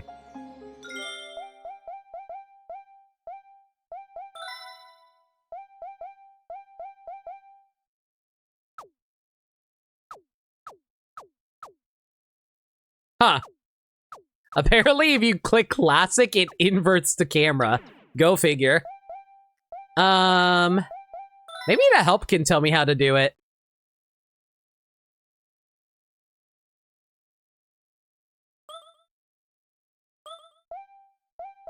Ground pound, blah, blah, blah, blah, blah, blah, blah, blah, blah, flutter kick. Flutter kick? Huh.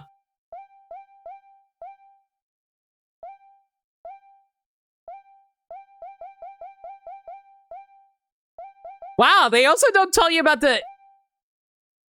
They don't tell you about the ground pound, the homing ground pound that you can do in this game. For people who don't know, there's a homing ground pound that you can do. Like, you do a spin, and then you do a ground pound. That's actually a homing ground pound you can do if you actually want to do it. There's not really a time that you want to do it in this game, but figure I might as well showcase you can do that. R3? Was it R3?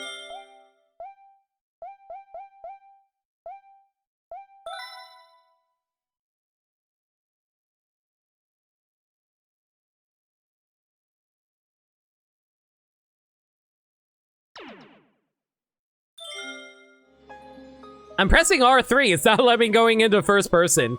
That's weird. Doing good, playing DK94 for the first time. Nice, hope you enjoy it. Oh, wait, wrong voice. Welcome! This dome acts as an eye for the observatory. From here, we can gaze upon distant galaxies. Upon this once this Luma transforms into a pole star, he will guide you to those faraway galaxies. Simply point your cursor at the pole star and press A. If you lose sight of the you can reset the If you're playing in handheld mode, you can tap the directly on the screen.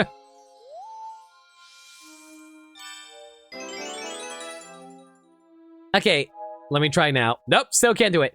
Okay, chat. I need to talk to you about this because, like, some people disagree with me on this, and I want to know what other, like, don't say what other people told you, say what you personally believe. You know how Lumas transform into objects in this game? Like how they transform into galaxies, or they transform into pole stars like this, or launch stars? Maybe it's just me, but I always thought that was kind of sad. Because, like, I know that's the natural evolutions of Lumas, where they want to grow and become something new.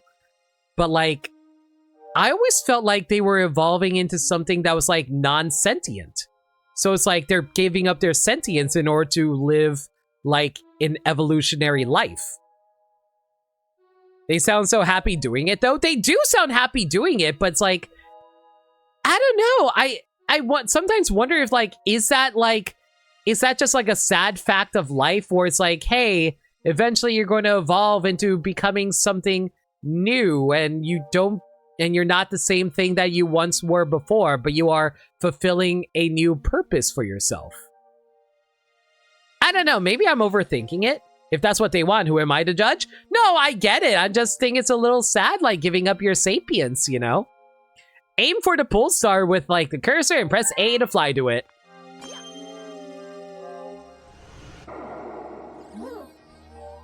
These are the galaxies that can be observed from this dome. The numbers represent the distance from the observatory. The bigger the number, the greater the distance. The more power stars you find, the further you'll be able to travel.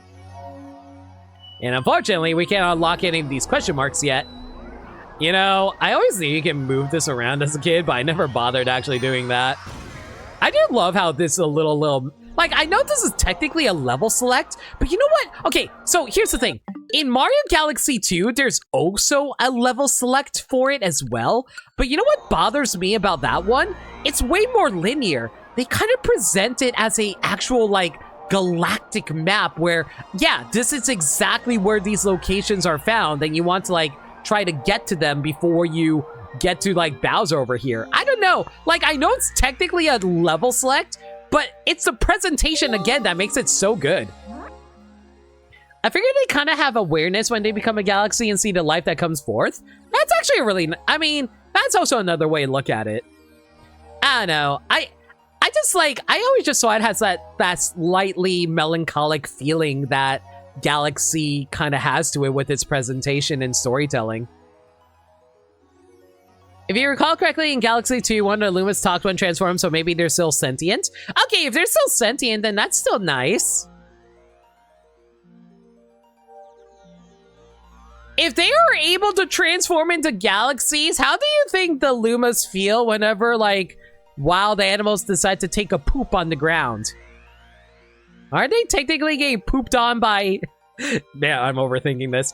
Yes, it's undeniable we're detecting power star energy in the nearest galaxy. But I must warn you that the evil energy readings are off the charts. Please be careful. Why is the first thought I have about freaking animal poop? I don't know, man. I'm not a bloody star. I'm just saying. I'm just questioning the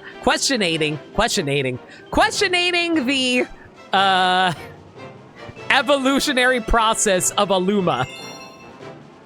Are we now similar to galaxies with microscopic bugs pooping on us? That is true. So technically, we're getting pooped on as we speak. We don't even realize it. Ew. Good Egg Galaxy, Dino Piranha. God. Good Egg Galaxy is also an incredible song because, like, Mario has a new resolve. I am thinking way too hard. I am legitimately thinking way too hard. Like, yeah, there's your homing. Yeah, demonstrate again. Homing?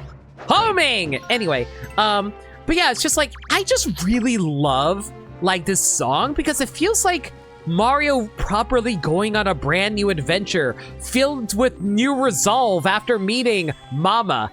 And, like, being like, I will save my girlfriend from Bowser. Like, this is the start of a new journey for Mario. And I just really, really like Good Egg Galaxy for that. Gone for a long time. Need to get in. Use the pipe on the other side. You know, I feel like most people know about this fact, but the way they made you able to read the sign on the door is putting a sign inside of a door. And that's really funny to me. Let me see if I remember how to... Wait.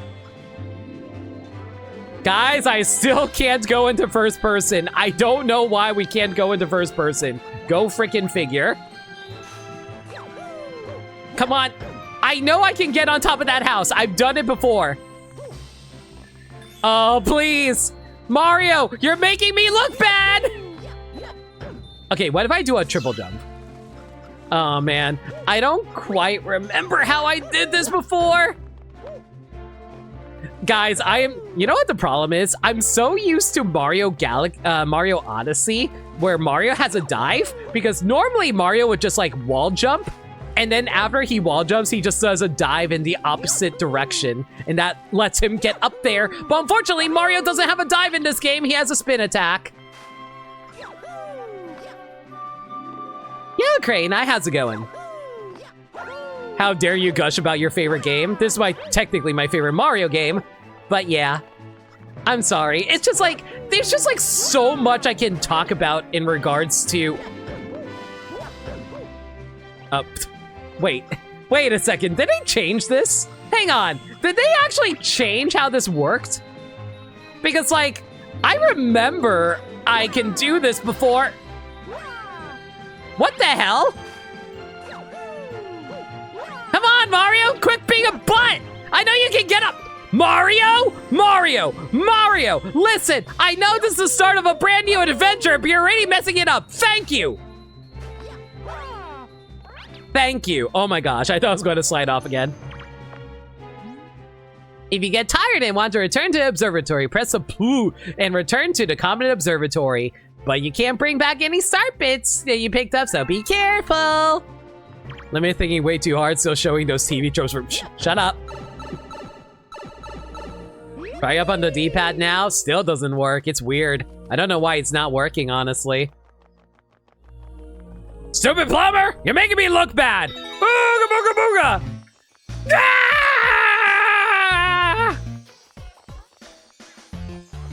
We interrupt this program to... Oh, wait, hang on a second. To bring you the Mario the Plumber Show, starring Mario the Plumber. Raised by Yoshi's as a baby, he was found by Peach in the middle of the Mushroom Kingdom. But there are weird things in the Mushroom Kingdom. It's up to Mario to save them all. Stupid plumber! You made me look bad! I actually don't know what the opposite and wait, is this actually a shortcut technically? Oh my god, it's been so long, I legitimately don't remember where this actually takes me. Oh, it takes me all the way here. All right. So I didn't really I didn't actually need to do that. It was actually a colossal waste of time, but still. Been feeling the rush of scoring a Hail Mary in Mario plus Rabbids. Now I have to shut up now. You have to jump on the house again. Hush. To pick up Starbits, blah, blah, blah, blah, touch them, blah, blah, blah, blah, blah, blah. Man, imagine if, like, Nintendo actually got rid of motion controls one day. That's actually going to be really annoying for game preservation, everybody.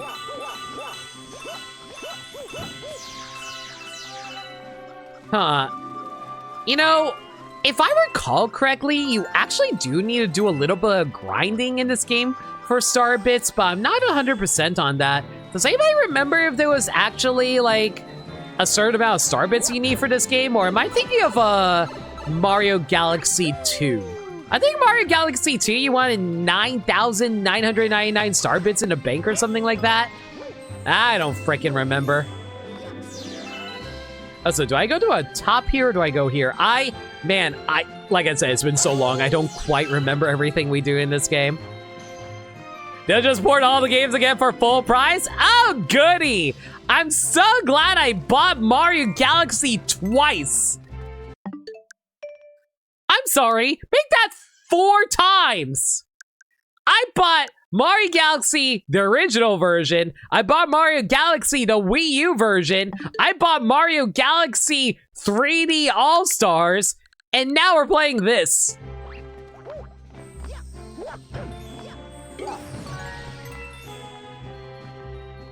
And this is why I was really hoping we never had to deal with that again when we got the Switch 2. Thank God the game's actually carried over. Bye, buddies!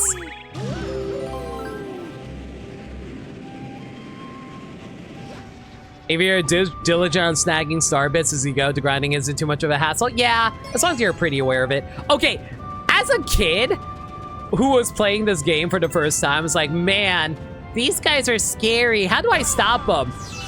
I don't know why, but for some reason, I just never thought of the fact that, oh, hey, there's a big red spot on them. You know what I thought those were? I thought the big red spots were like, ow. I thought the big red spots were like, say, mouths. I never thought of these guys as like an actual living being. I always thought of these guys as an actual living being. So I thought that the red spots were just like its mouths and it was going to eat me. You know, kind of like how like chain chomps. Am I seriously about to die in the first level doing this? I might actually die doing this. Oops, let's be careful here. But yeah, just like, I just thought like, oh, those mouths are like chain chomp mouths. You gotta be careful. You don't want to get devoured by this guy. But yeah, I only learned later in life that you can actually break them. And that's entirely because like I watched like Let's Plays after the fact. I thought I was gonna die there. But yeah, it's only like later in life that I learned about like being able to break them because like man, who was the first Let's Play I seen of Mario Galaxy?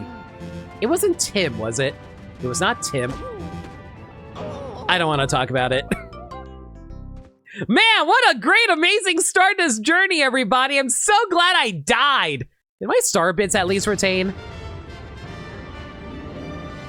Okay, I think my star bits actually did retain, so that's actually really good.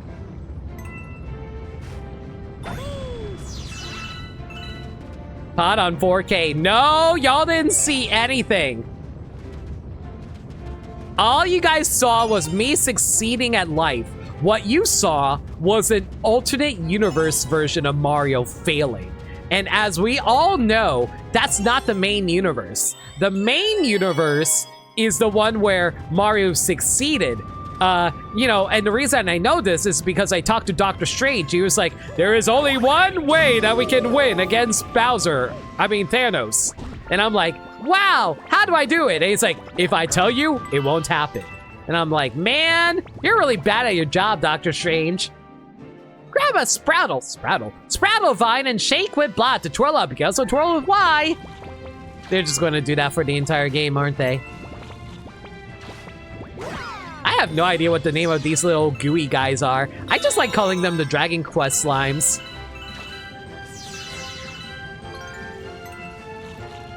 We're having visions. A little bit.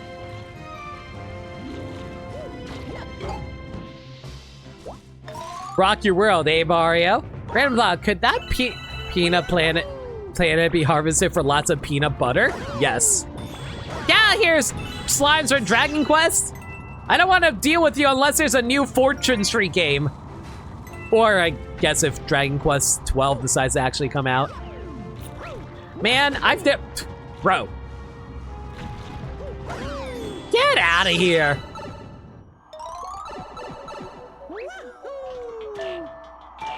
Speaking of which, can't wait for Dragon Quest 12 whenever they decide to actually release that.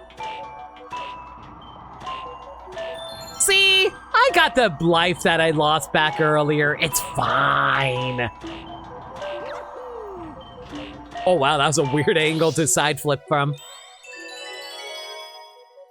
I'm so glad that I died. That's not evidence. That's actually AI. Orion, we don't approve of AI around here. I can't believe that you would use AI in my stream like that. Shaking my head, shaking my head. We don't approve of that around here, young man. Phoenix Wright objects. Watch out! After you spin once, you have to wait until your Luma comes back before you can spin again. Let it be known, Mario is incapable of spinning in a chair. He would be really bad at that one Rhythm Heaven minigame with those boss pigs.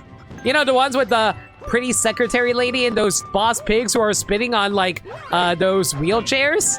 Well, not wheelchairs, the chairs, like the office chairs? Yeah, exactly. Mario would not be able to do that minigame well whatsoever.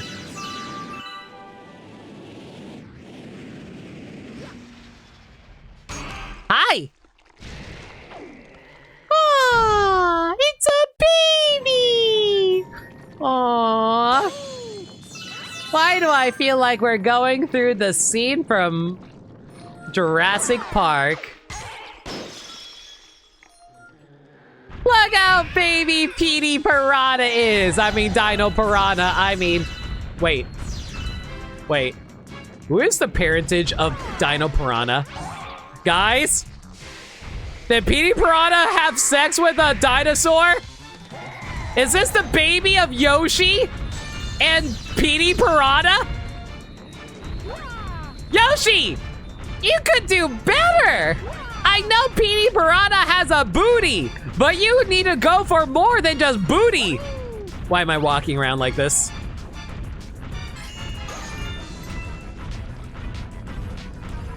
I can't believe Yoshi and Petey Piranha had a baby together.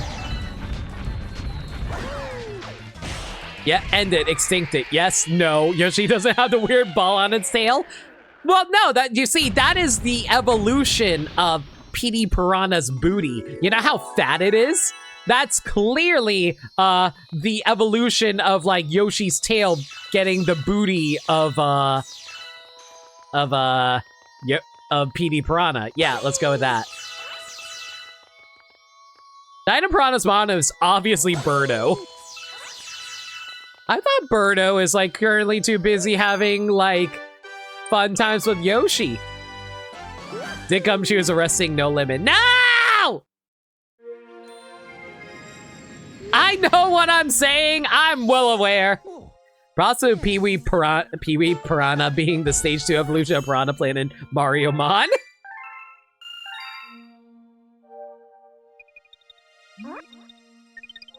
Those star baba are star bits. To Lumas, they are the tastiest, most delectable treats imaginable. I never actually had them before.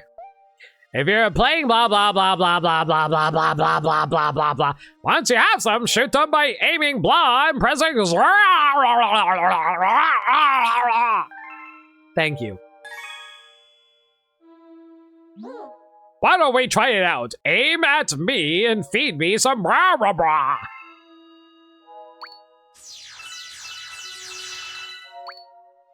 Is this good for your body? You're pretty old. I'm a worry you're going to get diabetes. Yum! Oh, it's going to be tasty now, but wait until you actually get diabetes. Then we have to cut off your foot. I'm a feed a Luma a neutron star. Tasty! Let's call those little morsels your fee for this lesson. You can also shoot them at enemies or feed them to a hungry Luma. Either way, I'm sure Starbits will be a big help on your adventure. Okay, chat, actual question. Have you guys ever bothered using the Starbits outside of, like, feeding it to a hungry Luma? I don't think I've ever bothered firing a Starbit outside of feeding a hungry Luma. Yeah, because, like, it kind of feels like it just feels like a waste because, like, more often than not, you need to grind for these things. Rarely? Exactly! There's, there's no point in, almost no point in actually doing it because more often than not, you're just going to be trying to, like, stockpile them so you can unlock new levels. Only you get coins? Yeah, probably. Man, also, there's no point. Okay, if I'm going to criticize an aspect of this game, a really annoying thing about this game is the fact that coins are completely worthless. Like, yes, there are coins that you need in order to heal yourself. Don't get me wrong, I get coins are used for healing. But aside from that, though, you don't need coins. I don't think the game gives you enough coins to actually have you to be able to earn an extra life. More often than not, the best way to get extra lives is actually through, Starbits. So, like, coins don't actually serve a factor in this game. There is an actual use for Starbits, for coins in Galaxy 2, because they have, like, hungry Lumas that you can feed coins to, in which case I'm like, man, I cannot believe I'm going to have metal poisoning for these Luma. Anyway, the point is, they're available for Luma in Galaxy 2, but in this game, no, everything's all Starbits. I got a hungry friend up ahead. You don't mind sharing your snacks, do you? You are not getting my burrito. Blah, blah, blah, blah, blah, blah, blah. Yes, I know about handheld mode. Oh my god! Guys, I just realized something. This game, do you know how bad this game is in terms of speedrunning? If you were to speedrun this game, I'm pretty sure that the actual, like, menus would slow you down so much because of the extra text box. Because of the extra text box involved in order to, what's it called? In order to let you know about, oh, hey, you should do this in handheld mode. That will actually slow down the speedrun so much. So theoretically, the best way to play this game is still the original Wii version because the extra text boxes don't add so many extra frames that you have to deal with in order to speedrun. So technically, I'm playing the inferior game in terms of speedrunning. Woohoo!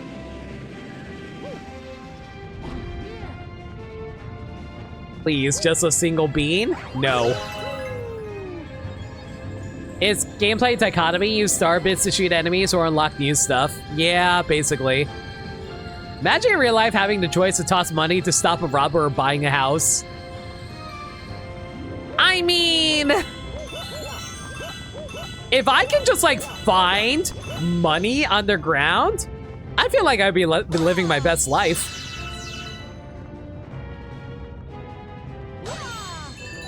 Okay, I will say this. I'm not a very big fan of this specific level.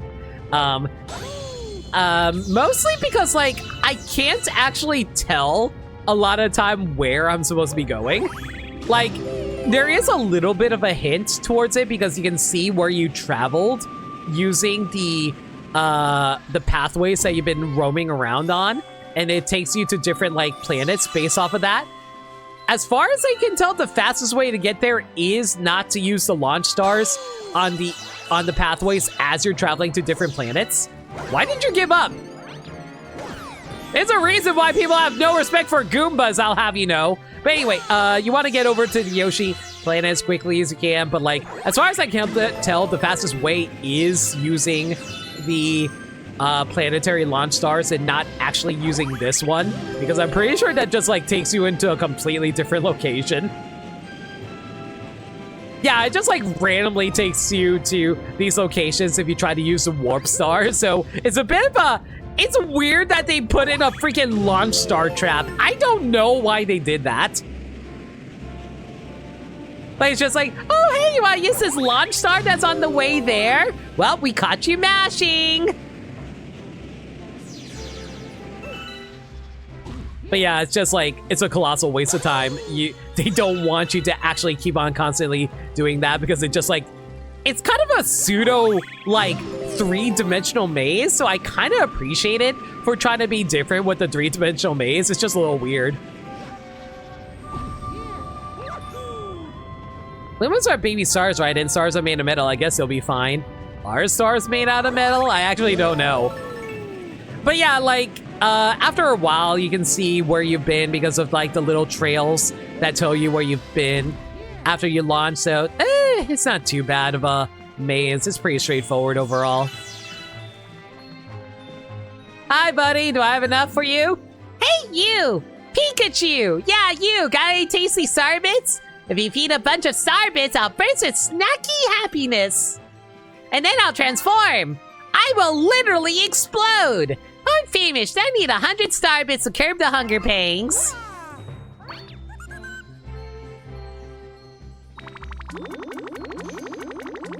Oh my god!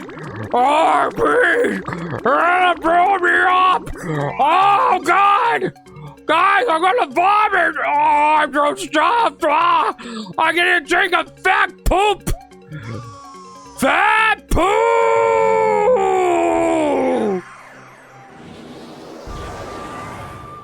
Stars in the last years of life can be metallic if they're heavy enough. TIL. And all that's left is his glorious butt star, aka his anus. Why am I like this, chat? Why do you guys watch these streams? I'm sorry. I'm not sorry. I say the dumbest stuff, and it's funny to me. Anyway, you don't know? Oh, now I feel sad. Chaos. Chaos is pretty fun. Unfortunately, we have not killed enough Chaos. I have not played enough Final Fantasy to kill Chaos. Actually, did I fight Chaos? Man, now I don't remember. Did I actually fight Chaos in FF7? I think I... No. It wasn't that I fought Chaos. It was that Vincent can turn into Chaos in FF7. Which I did all of, like, one time. Okay, chat, am I weird for saying this thing looks like a boob? I don't know why, but for some reason, every time I see these little plant things, I always think boob. And I even thought this as a kid, and this was before I was really horny. I'm sorry.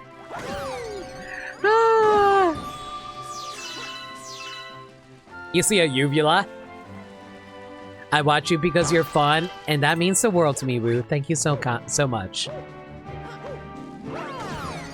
I think our star will reach silicone at the end of its life.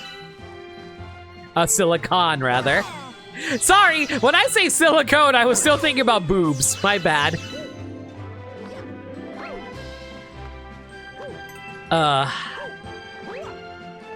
And I'm sorry, just hearing the old Galaxy music is making me so nostalgic right now. Yes, the sun has boobs. I think we're learning a lot tonight, everybody. Ah, man, the music! I need to gush about the music in Mario Galaxy.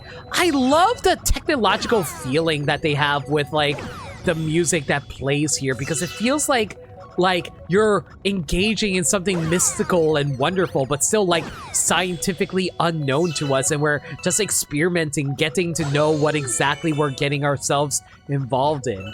It's so nice. And then there's like, and they really play around with the fact that you're playing a sci-fi Mario game, because like there's freaking anti-gravity sections where they rotate the gravity of where you're going and running around.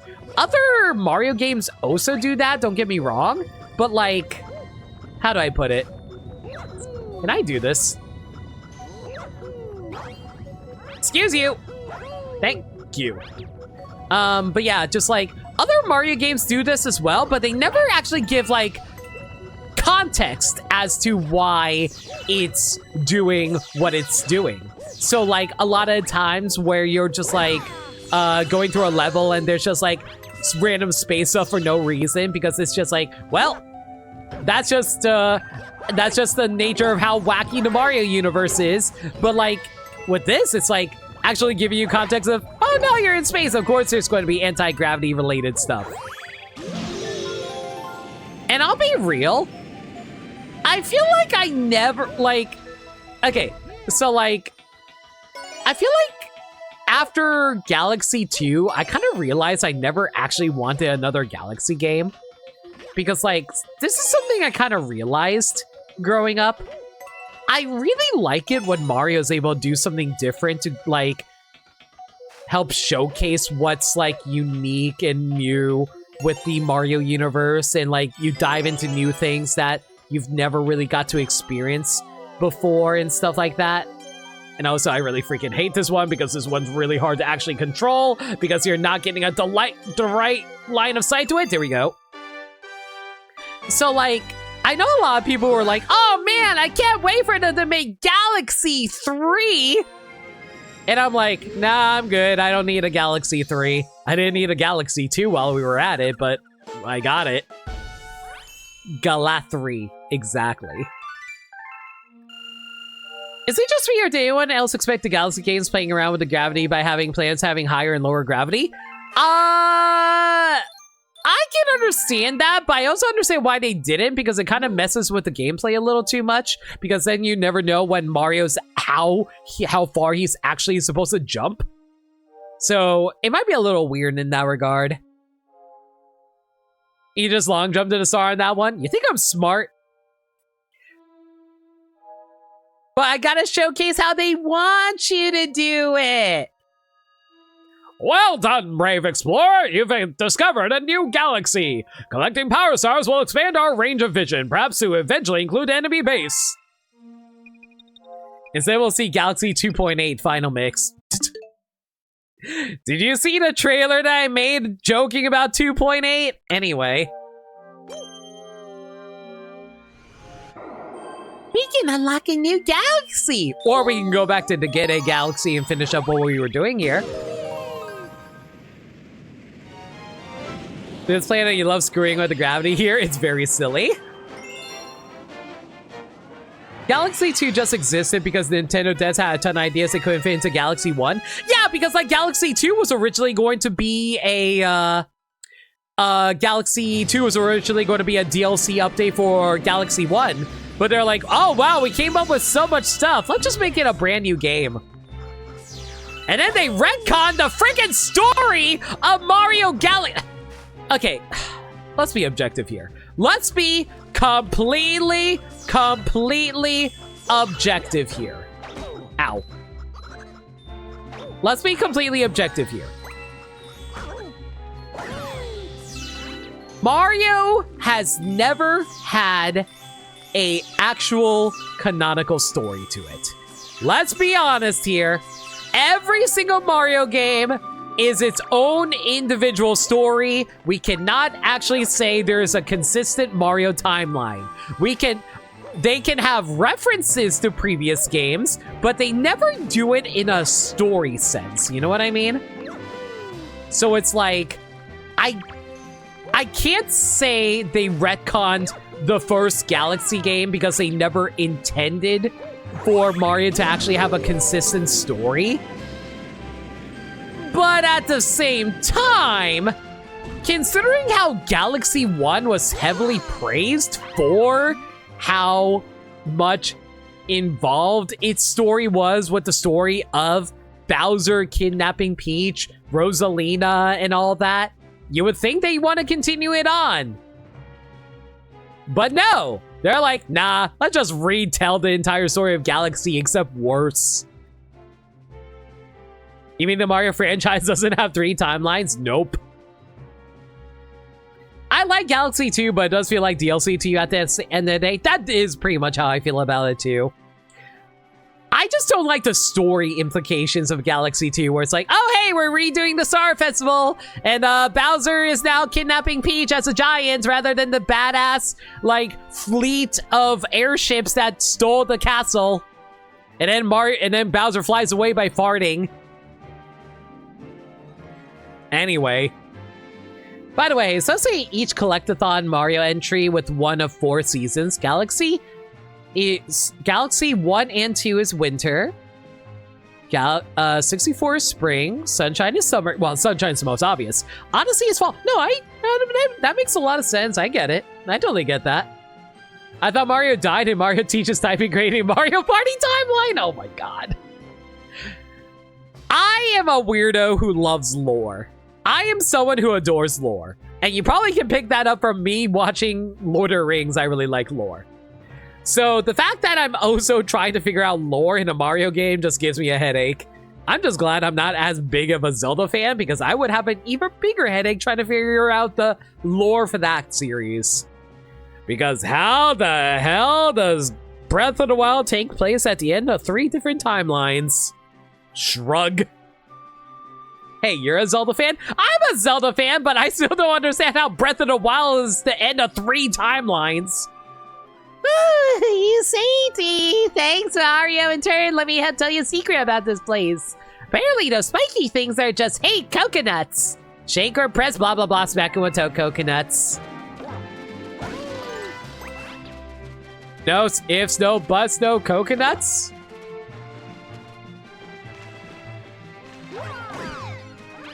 Oh my god. Yeah, I forgot how annoying it is actually hitting the coconuts around here.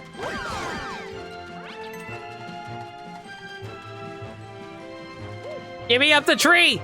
Get me up that tree! Whatever.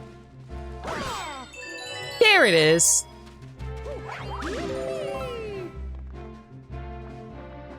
Didn't they change that to make Breath of the Wild timeline to get talk their own timeline? Nope, it's still at the end of the timeline according to them, if I recall correctly. It's only been some sort of mail for the coconuts to be in. I'll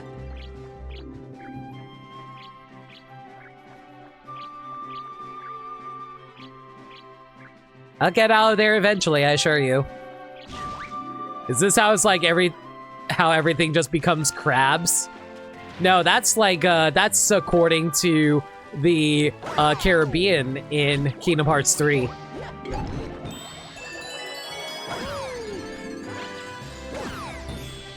You know, I never actually jump on Goombas in this game because I always just am farming star bits. There's signs of each one if you know what to look. I know there are signs for every single one. Don't get me wrong. I get it. Like in, like, obviously there's a Rito, but you know what's confusing to me? How the hell are there Rito if Rito are supposed to be evolutions of Zora? How? Because, like, the reason that they were able to evolve into Rito is because of the Great Flood from the, you know, Wind Waker, right? Which already makes no freaking sense to me because, like, is the joke that the Zora, like, freshwater Zora and therefore the ocean is salty? But that's not actually true, because if you actually look at Majora's Mask, the Zora in that game can swim in salt water in the ocean. And not even that, the fresh water in salt water. You transform into Rainbow Mario, you're invincible. God damn it. I forgot about that. Whatever. Anyway, so like, yeah, in Echoes of Wisdom, you get to meet the freshwater and saltwater Zora. And you know what the Zora in, like, Breath of the Wild and Tears of the Kingdom are based off of? Yeah, that's right, the freaking saltwater Zora. So why the hell does, and that includes the Wind Waker Zora while I'm at it. So why the hell does the Zora, why the hell did the Zora evolve into the Rito in Wind Waker anyway?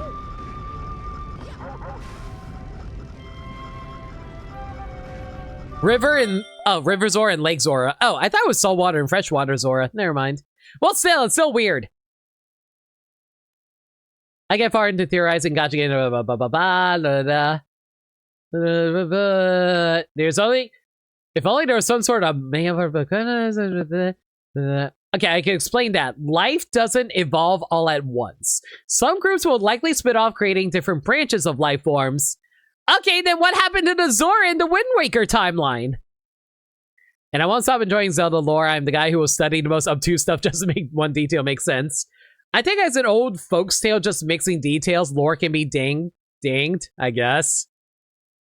Was the Great Sea in Wind Waker even saltwater? It has to be saltwater.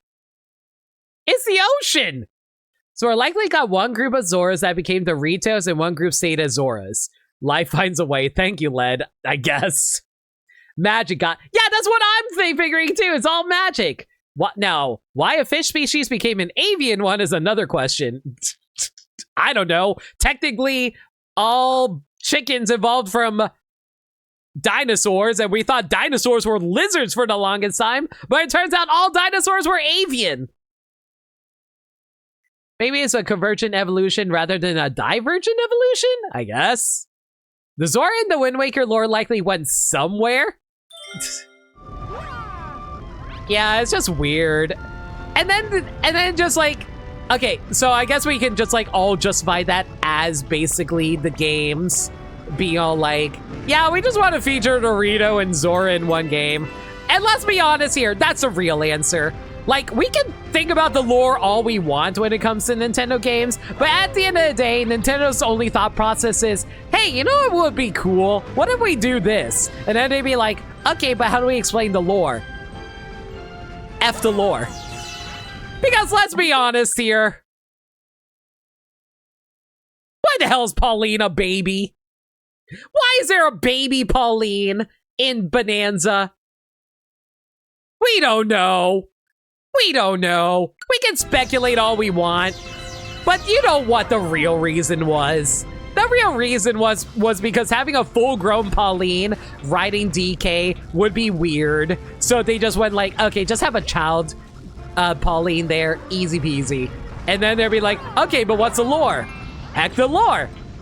There's like, don't get me wrong. I'm sure we can speculate. There's all kinds of reasons we can speculate. But they're not going to tell us why and how. Even after the game came out,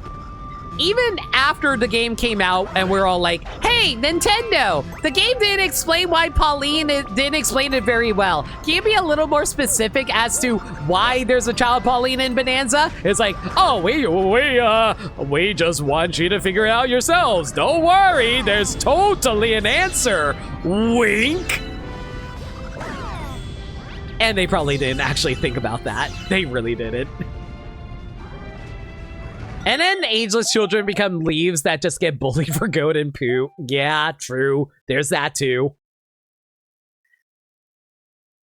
Yeah, actually, now that you say that, Sagami, why the hell did the Kokiri evolve into being the Koroks? Why did they de-evolve into human sapiens? And Hollywood continues to ignore the science of that day because dinosaurs as giant lizards is just too cool. I hate the fact that you're right. Now, I'm wondering if magic genetic engineering was at play. Yeah. I love their designs. Like I said, we can just pick and choose the bits we choose. Like, it's also like me with Pokemon lore.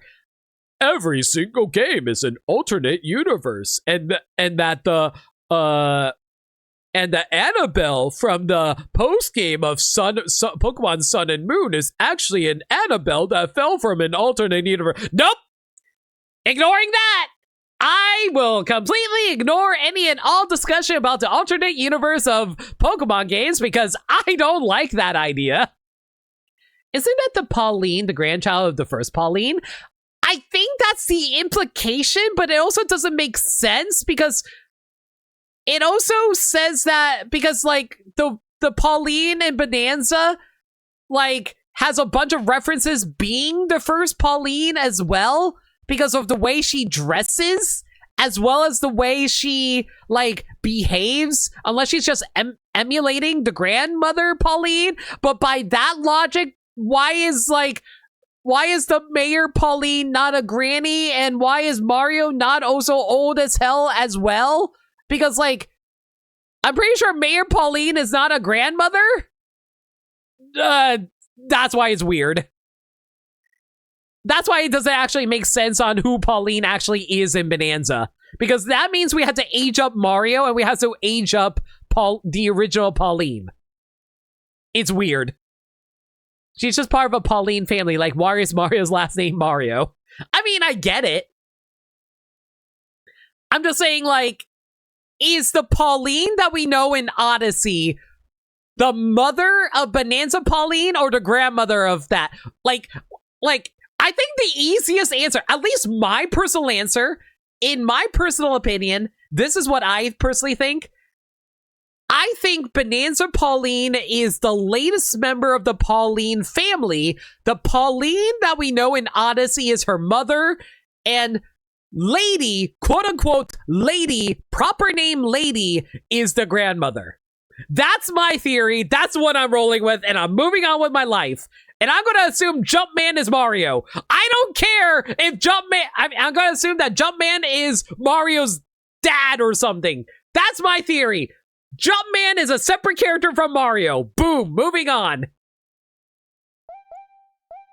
There's lore details in Bonanza that contradict each other. That's what I'm saying. It's very confusing.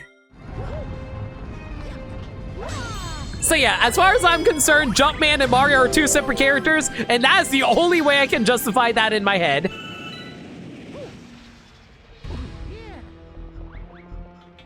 We got that twice, and proceed to answer nothing. Yeah.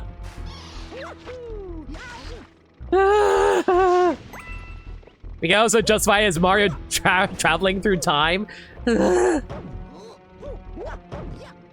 know, there's one thing I kind of miss from, like, some older Mario titles. I hate the fact that you can't ground pound and do a jump to boost your jump height. That actually was one of my favorite things that you can do.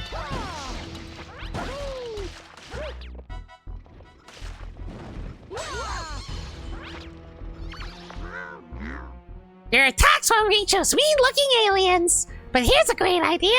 What if, now hear me out here, you tried to bounce something back at them? Mario nods. I see. I agree. And then he proceeds to start twerking. And that does, it rages them so much that they have, like, an aneurysm and die. Let me got that Odyssey muscle memory. That I do.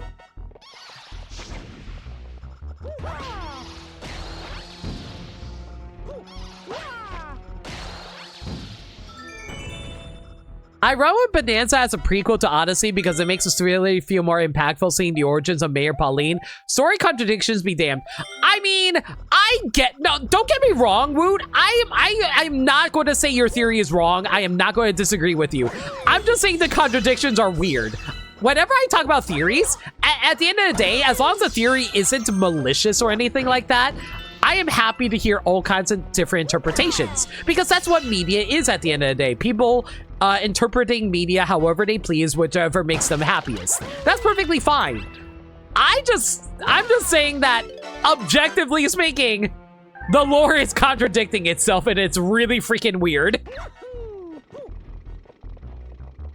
So at the end of the day, my answer is, whatever makes sense to you, roll with it.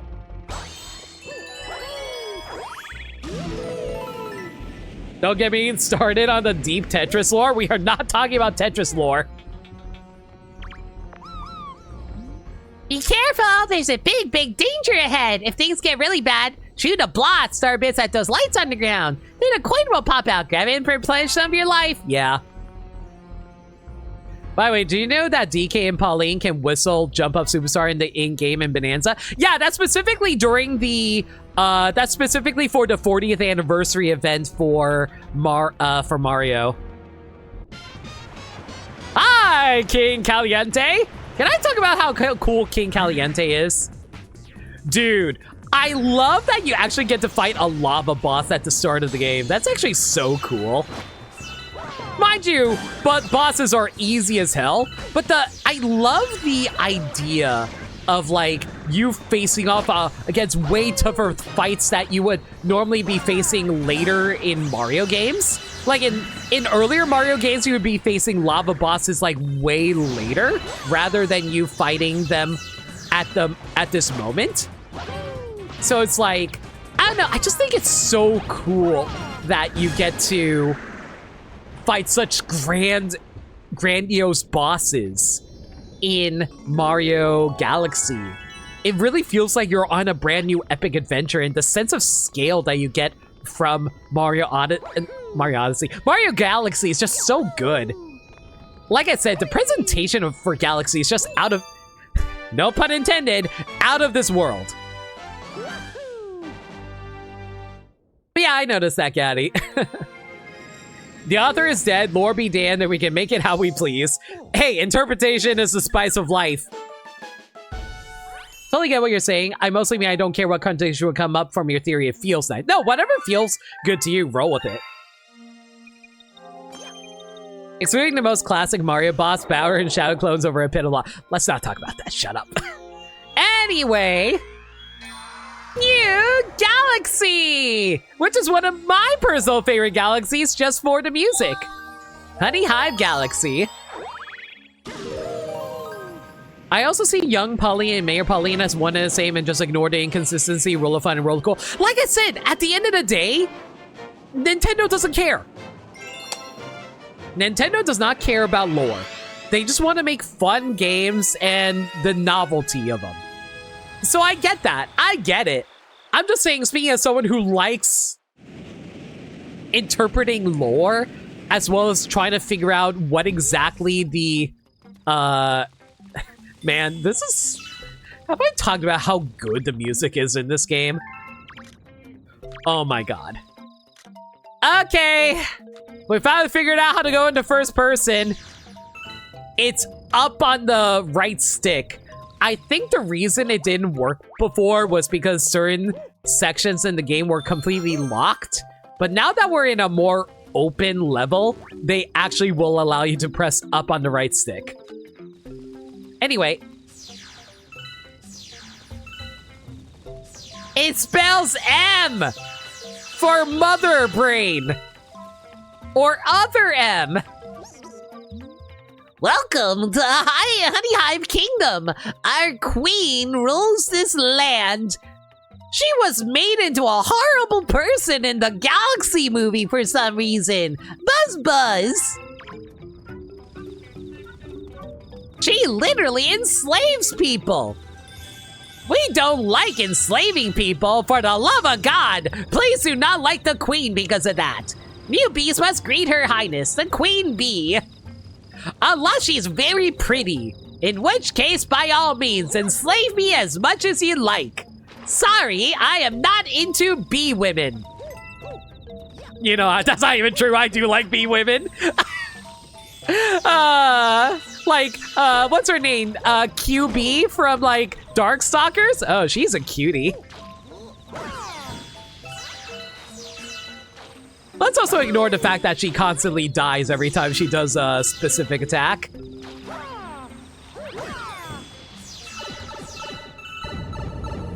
I've not seen the Mario movies. That makes me scared too.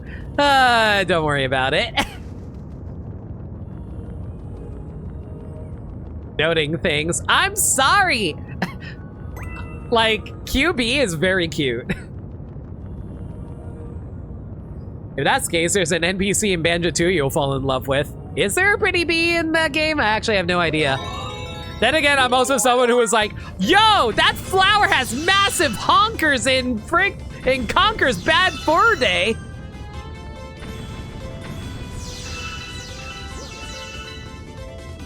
Okay, so I will say another issue you can quote-unquote say is a problem in Mario Galaxy.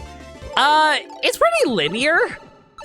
Because, like, you can't exactly grab alternate stars unless you find secret stars in this game. For some people, that's a bit of a detriment.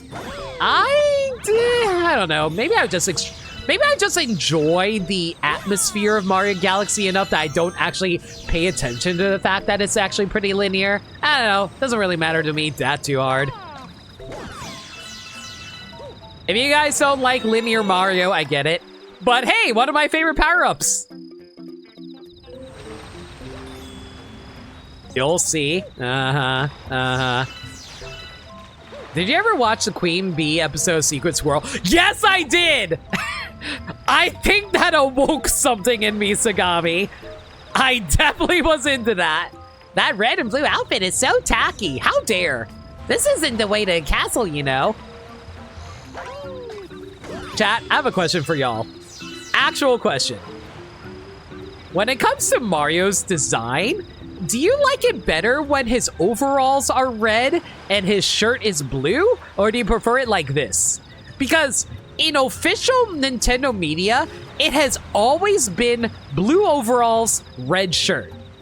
But for some reason, back in the 80s and 90s, extra material always reversed the colors. And I don't know why they did that. I don't know if I like it better to have, like, the red overalls, but, like, I think in terms of modern day, it looks better to have blue.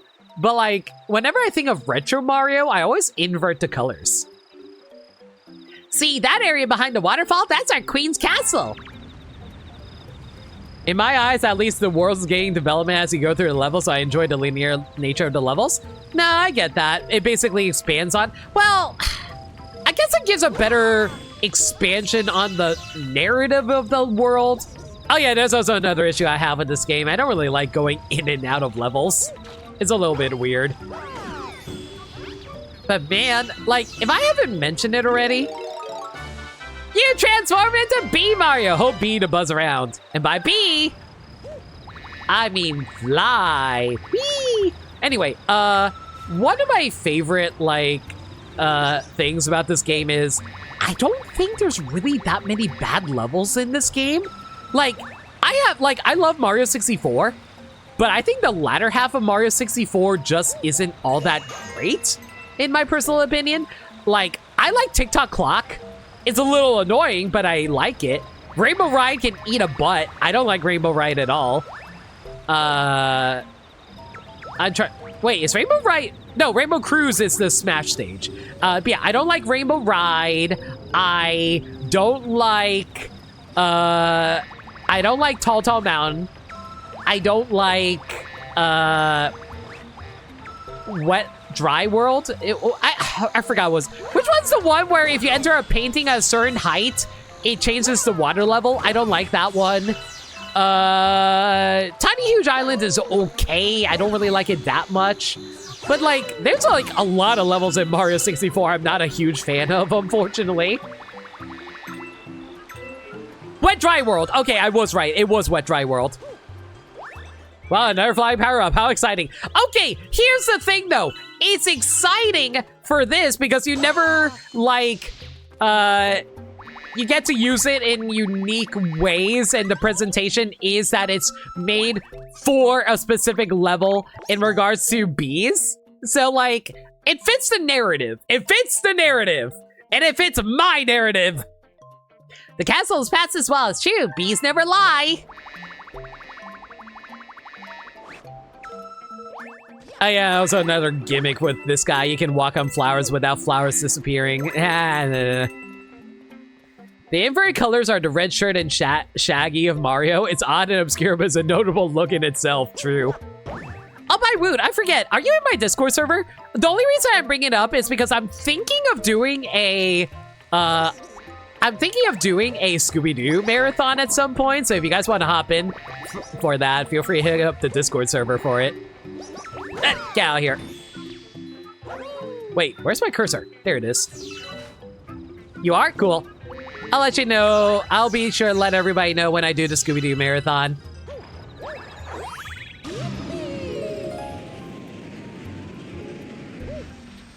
I played too much Mario 64 that your brain is broken for that game. Even though I don't love all of it, you just nostalgically love it. Like I said, I love Mario 64 as well. I'm not saying I dislike it. I'm just saying a lot of the later levels freaking suck.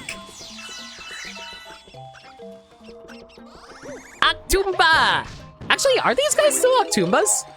I actually have no idea. Are the pink guys still considered Octoombas? I think they are anyway. Yeah, like I said, sometimes you accidentally start roaming around in circles in this game. I don't know why. That's not me even doing it. That's entirely the game that's doing it. Grab a flower sip. Blah, blah, blah, blah. Thank you for tutorial. Time to cheer for Scrappy-Doo. I will say this, when we do the Scooby-Doo Marathon, it's not just going to be the movies. We're doing all the TV shows as well. And, I can't wait to talk about Scrappy-Doo and how Cartoon Network did Scrappy-Doo dirty. Like, for some reason, people really ended up hating Scrappy-Doo.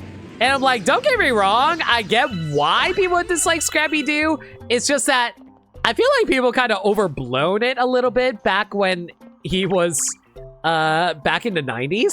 And it kind of accumulated with the James Gunn movie. One of the perks of being a bee is that we stick to this honey wall. And I'll be clear on this. I'm not even a Scrappy-Doo fan. I just feel like they did Scrappy up dirty.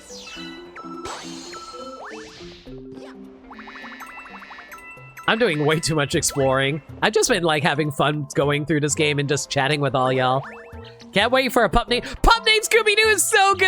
Ah! You know what's great too? Like, I actually have a lot of fun. Man, I know way too much history for Scooby-Doo. Have I also talked about how silly the wiggle sound effects for Mario is as B Mario? It's so silly. It's like wiggle, wiggle, wiggle, wiggle, wiggle, wiggle. Having too much fun with myself right now. Wait, that sounds bad out of context. Well, then again, I did say single player games is basically masturbating.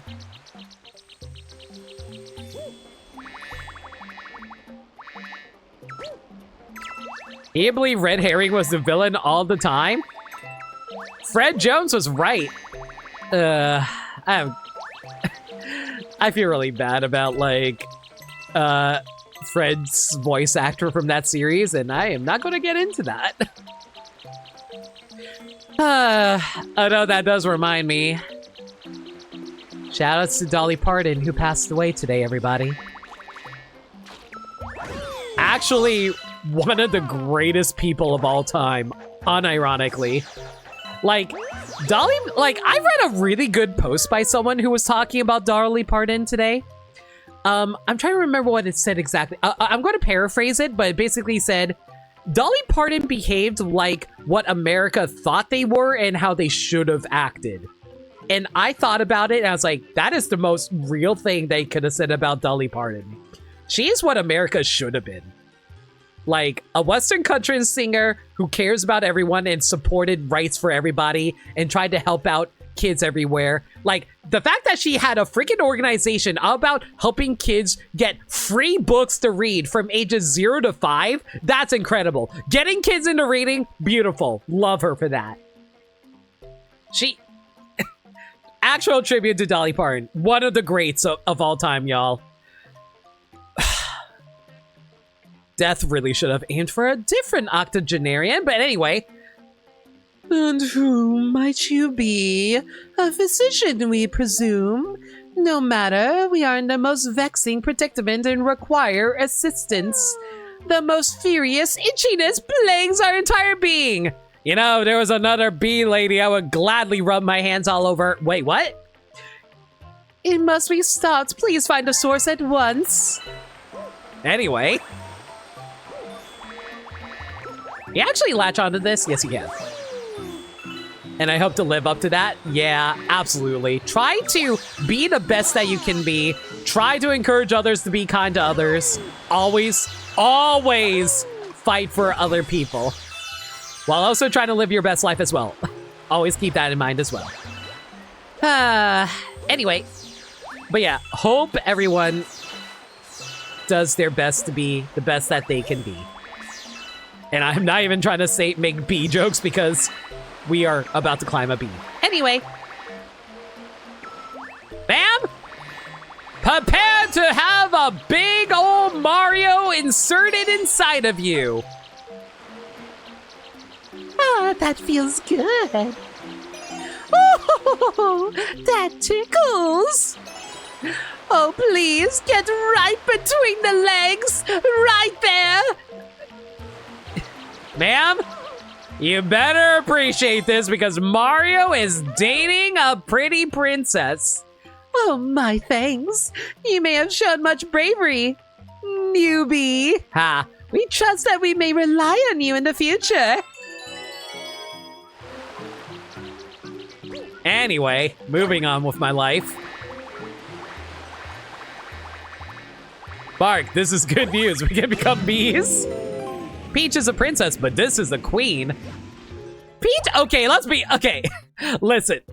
Oh, hey, guys. It's the most popular character. Ah! A bee! What? Mario! Hey! It's you, Pikachu! We escaped from Princess Peach's castle too! But then we thought Bowser would get us and then we got lost with Luigi! Oh, I just remembered! We found a power star! I'm sure you need this, so here, take it! Thanks, buddy. This character is cool. It'd be great if he got a spin-off game. I almost said it would almost be gay.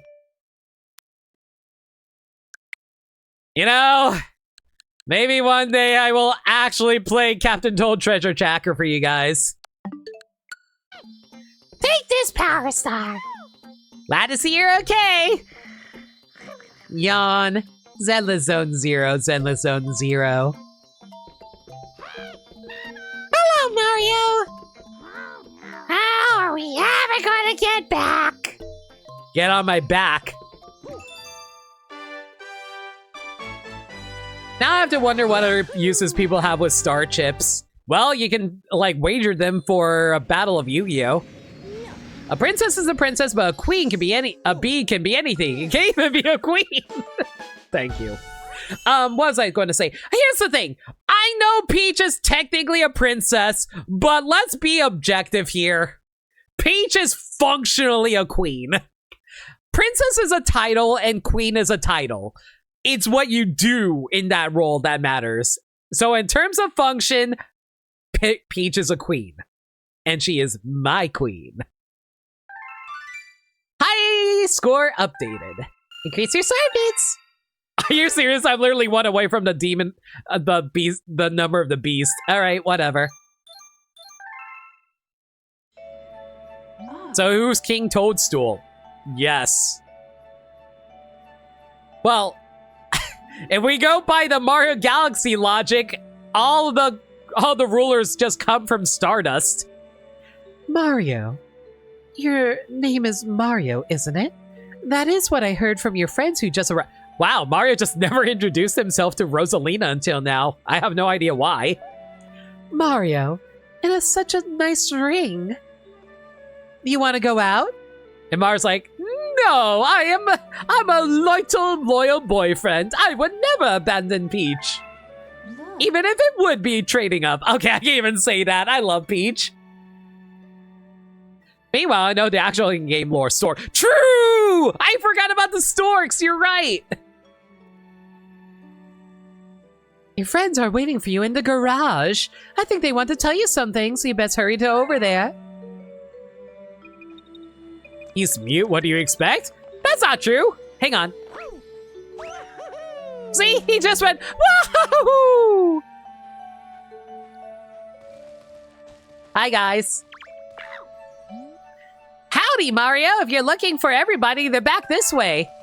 I'm not doing the Toad voice for every one of them. It will kill my throat. Toad, how did you freeze this butterfly in place?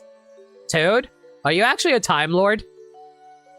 Where are we? I want to go home. I'm homesick.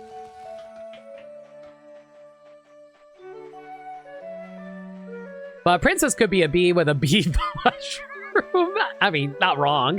God, now I want to see Rosalina in a bee costume. Specifically, the honeybee in costume. God, does that exist? Is there a honeybee in costume for Rosalina? There has to be, right? You can't stop me, Sagami! Even if you do give me brain damage. Thank you for 34 bits.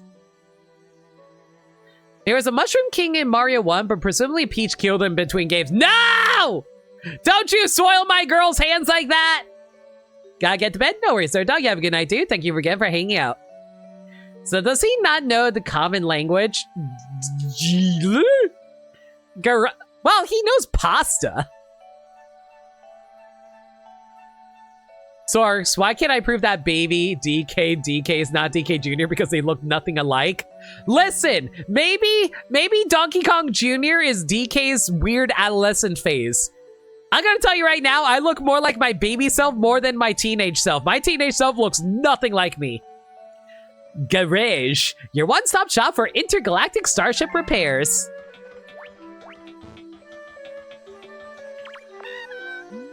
The Lumas are going to build us a starship. When it's done, let's go for Princess Peach and the Power Stars. What kind of space starship will it be? Ah, can't wait. So I guess this place is some kind of mobile space station controlled by that Rosalina lady. But who exactly is she anyway? She's not a witch, is she? I'm pretty sure there's artwork of that. Is she? No, that's ridiculous, right? Mario, somehow we made it. We'll help you get the Power Stars and save Princess Peach. You can count on us, Mario. We're all in this together. Something, Disney's got a copyright strike this fun. Donkey Kong Jr. doesn't even wear a tie? Well, maybe he thought ties were stupid as a teenager.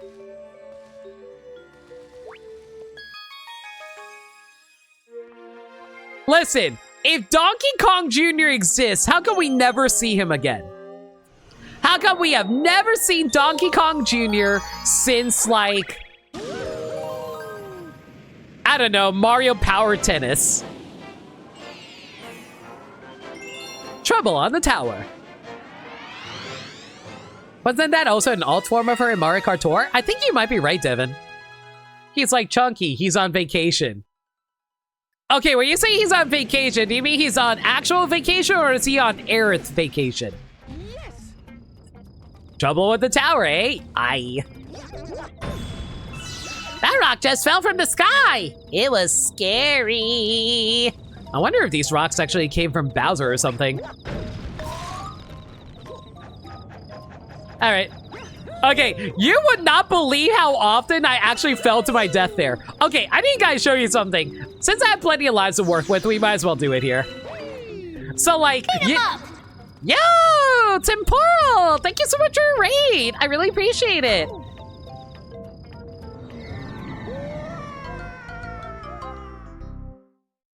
I really appreciate the raid.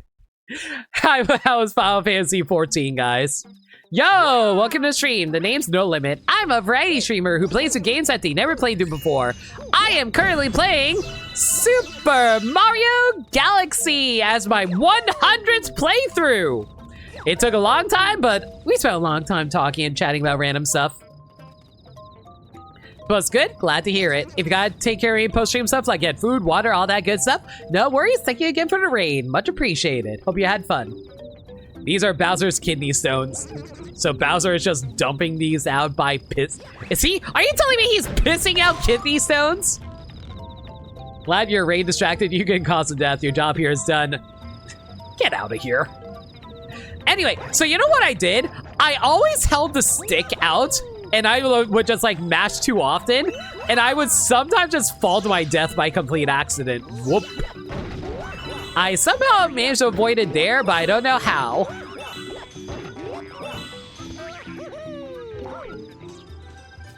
It would explain him being all grumpy all the time.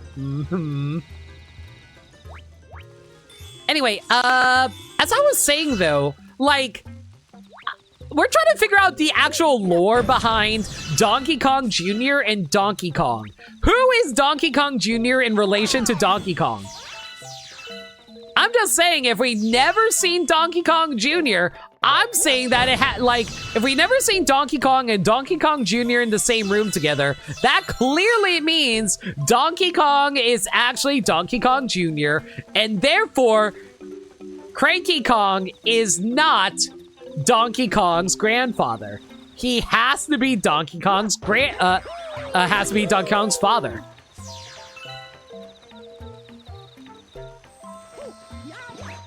I'm sorry.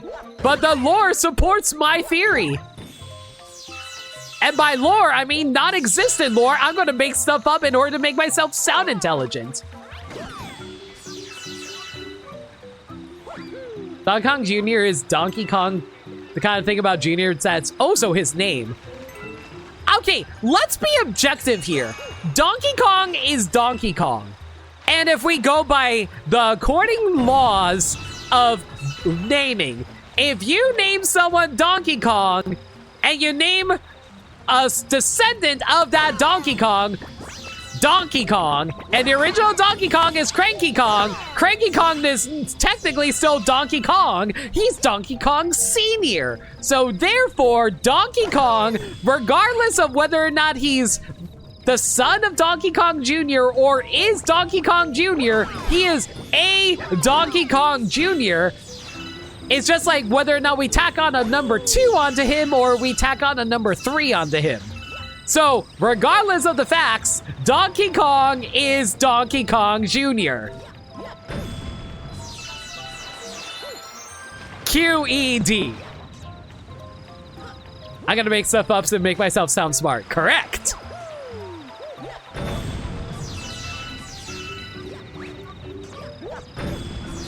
Hang on, let me read chat here.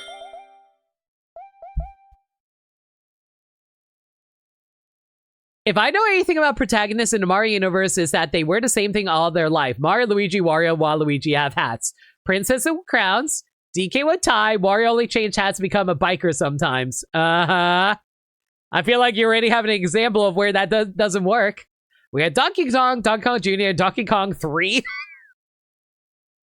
So you're telling... So, let's be objective here. Donkey Kong is still Donkey Kong Jr., it's just whether or not he's Donkey Kong 2 or Donkey Kong 3. And by my metric, he's Donkey Kong Jr.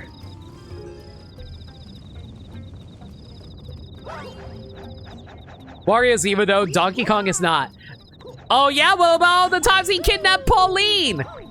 I've seen how many times he kidnapped Pauline in the Mario vs. Donkey Kong games. Also, who the hell is Donkey Kong in Mario in Donkey Kong 94? Is that still Cranky Kong? Is that Cranky Kong or is that Donkey Kong? That's Donkey Kong with a tie, but it doesn't look like Donkey Kong. It looks like Cranky Kong when he was Donkey Kong. Yep, it's me. I'm the famous Gilboard. If you want to climb this wall, you better listen up. When you stick to the wall after a jump, press B to do a wall jump. Use a string of wall jumps to reach really high areas. Or you can do a backflip. Okay, fine, I have to do a wall jump. Fine, you got me there.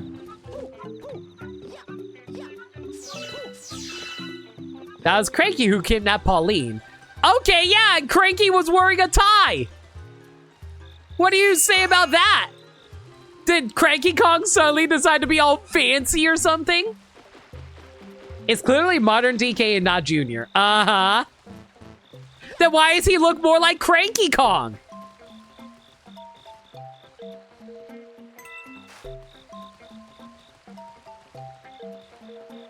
Diddy was originally designed to be Donkey Kong Jr., but Nintendo say he looked too different. They liked the design though, so they gave Rare the option to make him a unique character.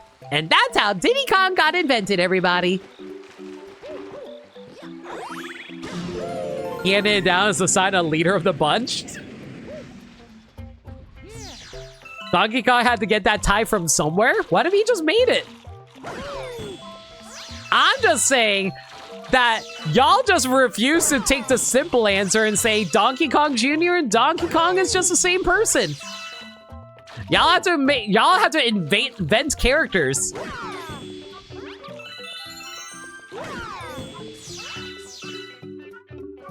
My boy Diddy Kong, he's a good boy. And you know what? Okay, what if Diddy Kong's just Donkey Kong Jr.? By design process, they said, oh, hey, it doesn't look like Donkey Kong Jr. So what if Diddy Kong is the actual Donkey Kong Jr. just renamed? Ba-boom! We've solved the mystery. Diddy is actually Donkey Kong Jr. I'll have my check in the mail, please. Thank you.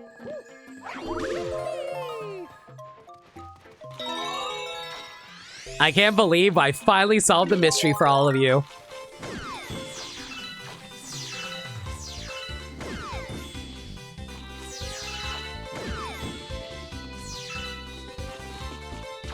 Tie on the tie? I'm just saying Diddy doesn't wear a tie. You know what he wears? That's right, a shirt. And you know who else wears a shirt? That's right, Donkey Kong Jr.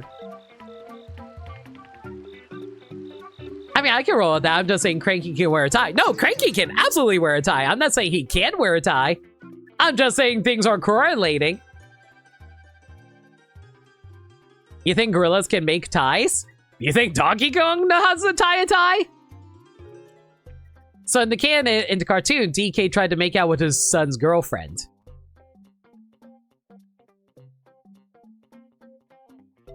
Let's not think too hard about that. Those mandibas have taken over our observation deck. Oh, they make me so mad. It's not mystery time yet. We're not at the Scooby-Doo Marathon. True.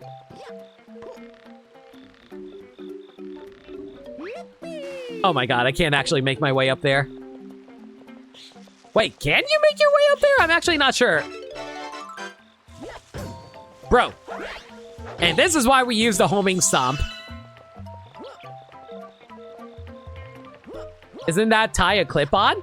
How's it a clip-on? What is it clipping onto? Is it clipping onto his fur? That must be really uncomfortable. In Donkey Kong Jr. cartoon, he used monkey muscle, which is similar to puppy power. Donkey Kong Jr. is actually Scrappy-Doo. Oh my god. Yo, we have found a new development in the lore of both Scooby-Doo and Donkey Kong. Write that down, write that down. I'm just saying clipping onto his fur is very uncomfortable. Tie is clipping to his other tie. Uh-huh.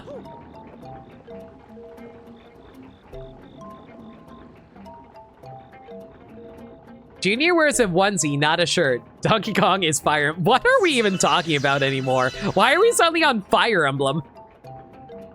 And that's why you like both franchises. Exactly. We are figuring out all of life's mysteries. In fact, we can tie everything together. Thanks to the power of Smash Brothers and Fortnite. Hey, you know who's in Fortnite? Scooby-Doo! So technically, by extension, because of the... Oh, so this is the weirdest freaking boss ever. Why is this guy a boss? It doesn't even play boss music.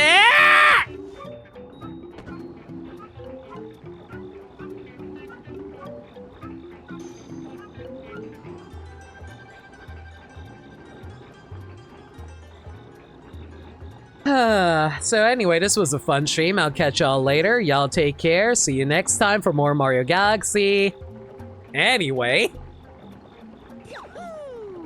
But yeah, why the heck is this guy even a boss? He's more equivalent to Modorm, where he can just knock you off the platform. Why is this guy a boss? You answer your own question. Hush you.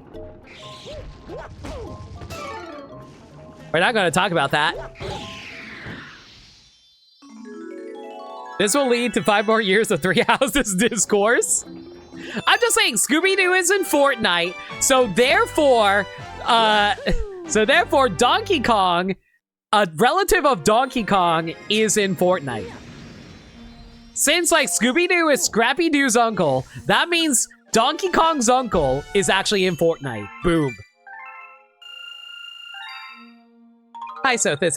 How you doing? Did someone say Mario Galaxy? We do mean Mario Galaxy. Voldorm got the boss theme. That is true. So that means Scooby-Doo is a monkey's uncle. I'm glad you guys are realizing the logic here. Big Bag Bugaboob.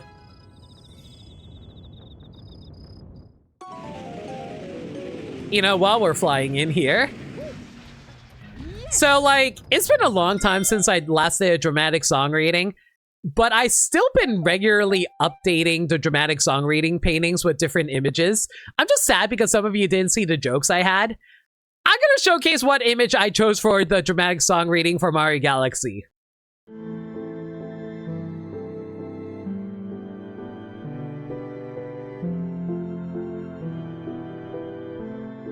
Bye, Rosalina! You sure are packing down there, aren't you?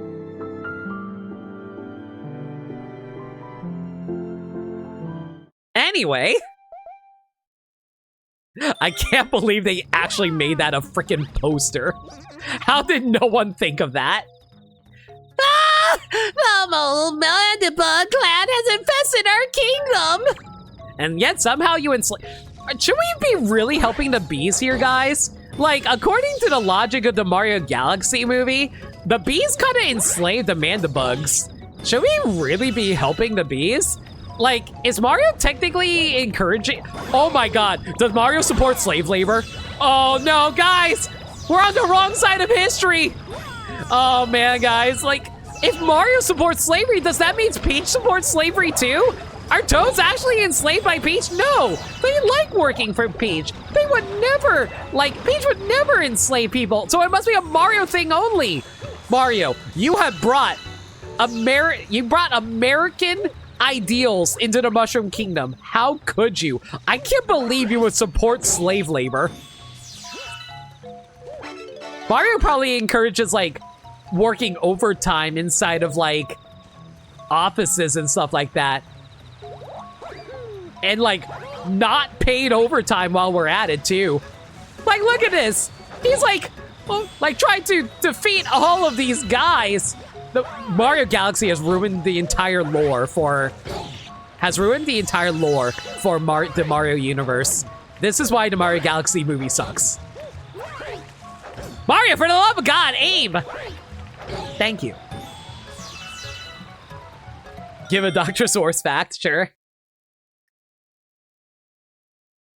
For the 100th celebration, do that one Kingdom Hearts song.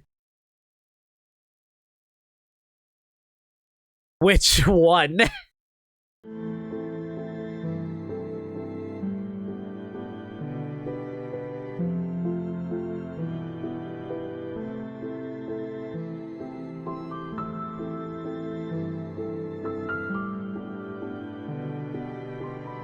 All right, well, I will now sing Simple and Clean for all of you.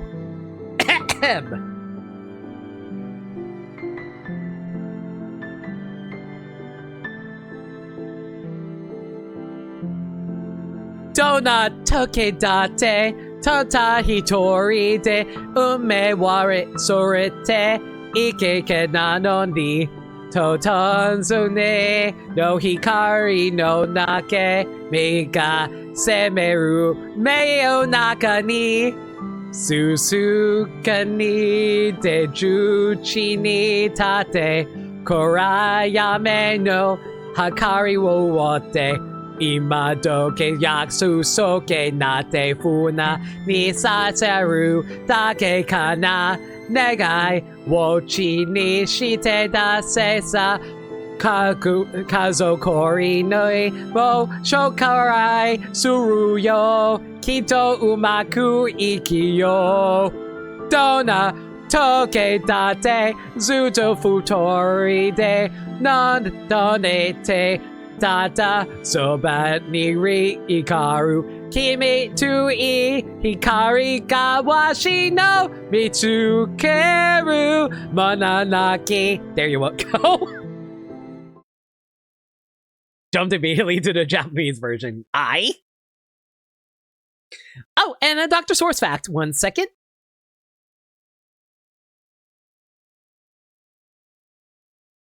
Yo! Dr. Source! Someone's got a question for you. They want a Super Mario Galaxy fact. I see. Dr. Source has informed me of a most intriguing yet horrifying detail. Apparently, in the world of Mario Galaxy, they do support fascist behavior, such as monarchies. However, Peach has...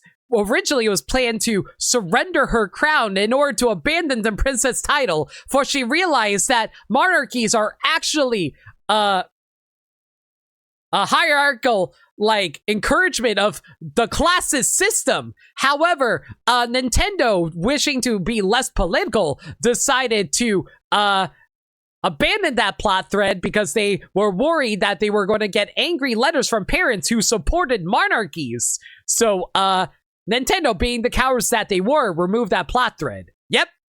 That is totally development detail of Mario Galaxy, and you cannot prove otherwise. So says our good friend, Dr. Source. And remember, if you ever need a source, she's your source. Thank you.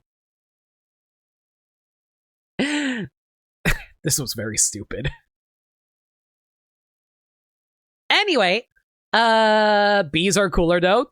Bees are cooler than the mana bugs, but listen, just because something is cool doesn't mean that we have to support their awful enslavement of other creatures. It's only a problem if you let it be. Dr. Source is cute. I'm glad you like Dr. Source. The neighbors are causing trouble again. We would be most grateful for your assistance. Please commit genocide. Yes, ma'am. Maybe if you looked more like QB from Darkstalkers, I'd be more willing to do this because, as we all know, if you're pretty, fascism is amazing. Do not support a single goddamn word I'm saying, y'all. It's been a while since you've seen one of these? Yo, Devin, if you want to see it more often, feel free to subscribe. Actually, I will say, okay, I will say one more thing. If you have a gift sub during September, you will actually get a discount for subs if you decide to subscribe during September. So if you get a gift sub and subscribe and become a normal subscription, it will actually be discounted. So keep that in mind for September if you want. Anyway, you know what, chat? I'll leave it to you guys. You want me to do this without the bee suit? I can probably do this without the bee suit. You know what? I've done this a billion times. Let's do this without the bee suit. Come on, come at me!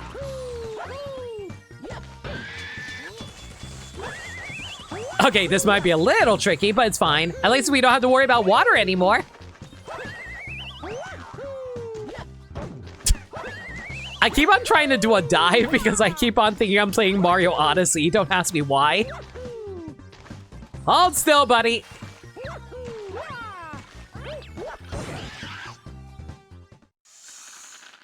Perhaps she's using pheromones to entice you to do what she wants.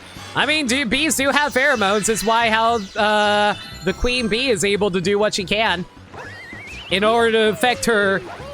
Oh, come on!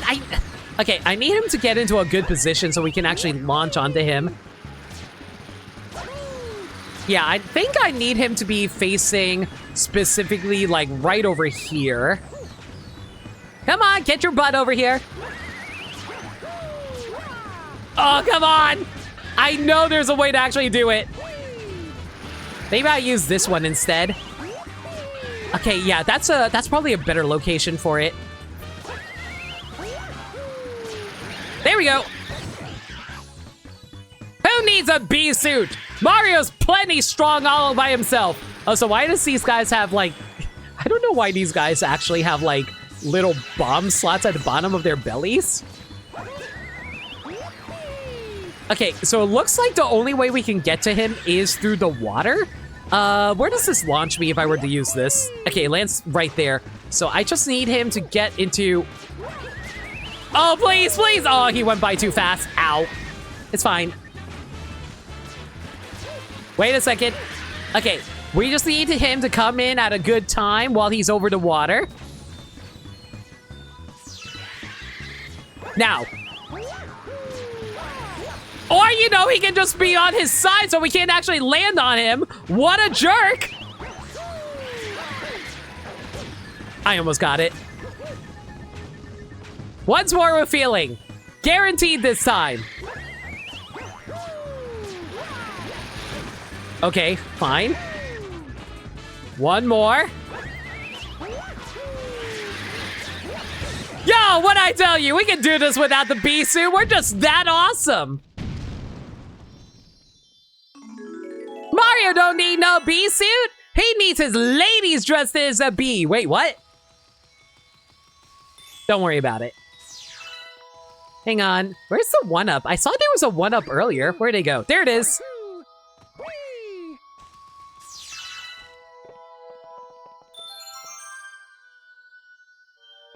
I was half tempted to jump down. All right. We'll grab that. Lemon doesn't use B. It's not my fault that B's are just not as good as A's. Wait, is that saying boobs are not as good as asses? Eh, depends on who you ask, I guess. Discover a new galaxy! Hungry Luma has appeared! Oh, you know what? Let's go check out the Hungry Luma. We probably have enough, like, star bits for this, right? Hi, little fella. Or fat fella. Hey, you! Yeah, you! Got any tasty treats? If you feed me a bunch of star bits, I'll burst with snacky happiness and then transform. I'm famished. I need 400 star bits to curb this hunger pangs. Oh, yeah, sure. Here we go!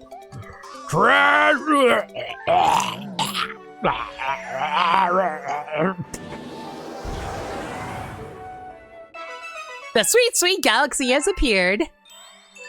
You were sweet.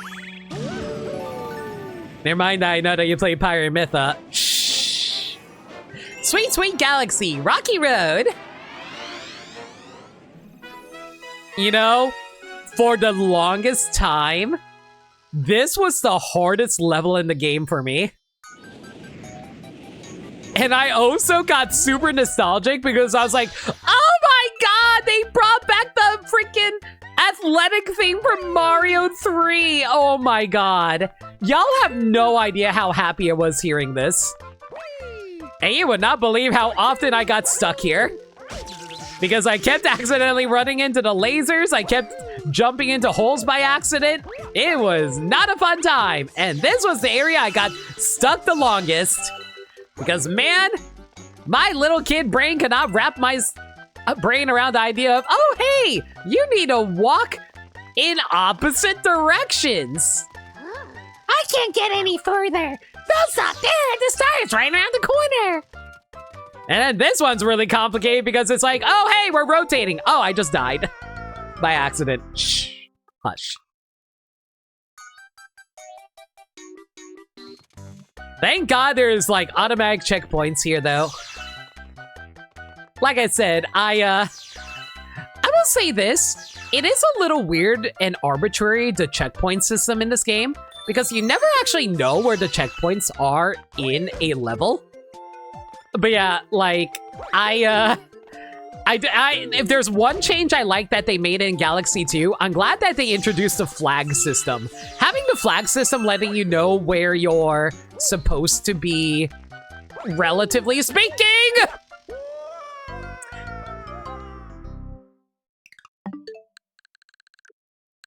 I hate Bonanza in Odyssey making me think I could do a dash. I tried to do a dash.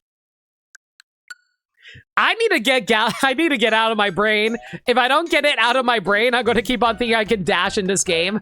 Okay, you know what? I'm taking my thumb. I am taking my thumb and finger off the ZL button. I am never touching the ZL button ever again. Well, actually, I need to use it. Okay, fine. I'll use the ZL button there because I need to long jump. But never again. Aside from long jumping, I will never instinctually try to do a dash. Theoretically.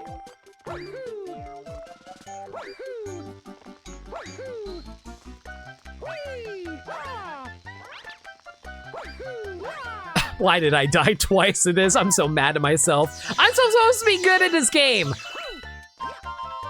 Hey, we're going good. I miss what caused that rant. You don't want to know.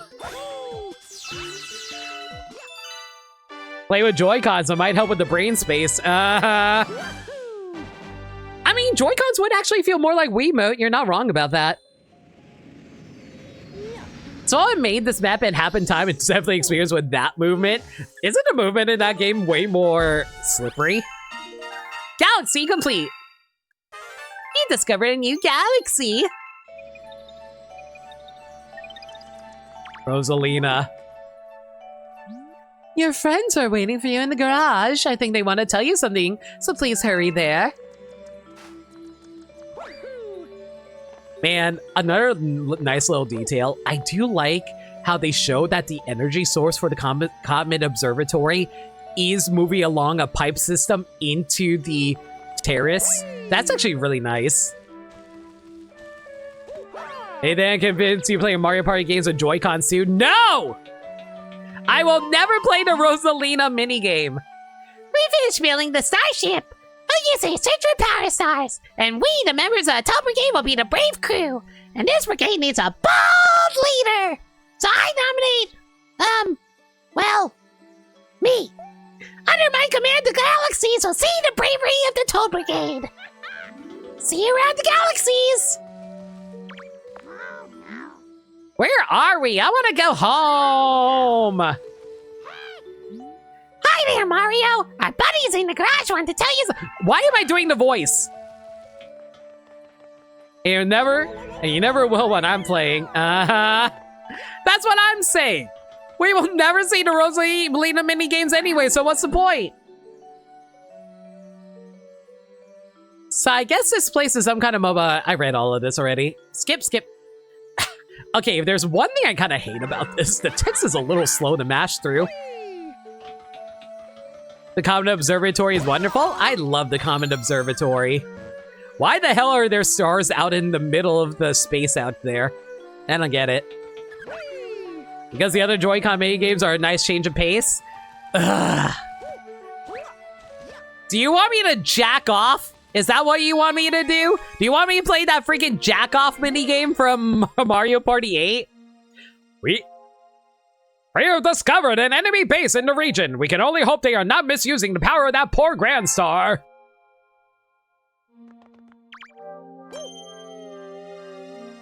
Listen, I get it. Rosalina is extremely pretty. I'm just saying you don't always have to do it while she... Hey guys, you want me to complain about one of my favorite games of all time? Loop-de-Loop Galaxy! They did say they stalled over a planet. That is true. Loop-de-Loop Galaxy, Surfing 101! You what? There's a mini game. You know what? I can probably showcase. Actually, I can't showcase it. So there's a mini game in Mario Party 8 where you shake the Wiimote really aggressively by holding it vertically. You're supposed to be shaking a soda can, but yeah. Around here, we surf on rays. I'm serious, we call it ray surfing. That's what we do. Can I pick you up and throw you off the side, please? Hey! This is a penguin paradise! Is a penguin paradise while you're floating in the middle of the sky. Uh-huh. I guess you finally learned how to fly. Motion controls the water level, I think. Yep. I'm talking to Switch minigames, not that one. Uh-huh. Ray surfing isn't so easy, so listen to what Coach has to say. You love Mario Party? Thumbs up. That cute little guy over there is Ray.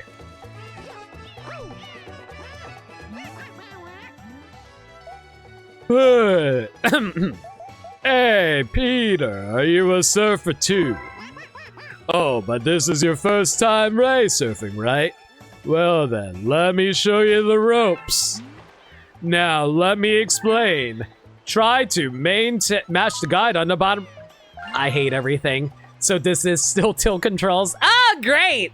It's still tilt controls! Now give you Mario Party 4 through 7? I agree!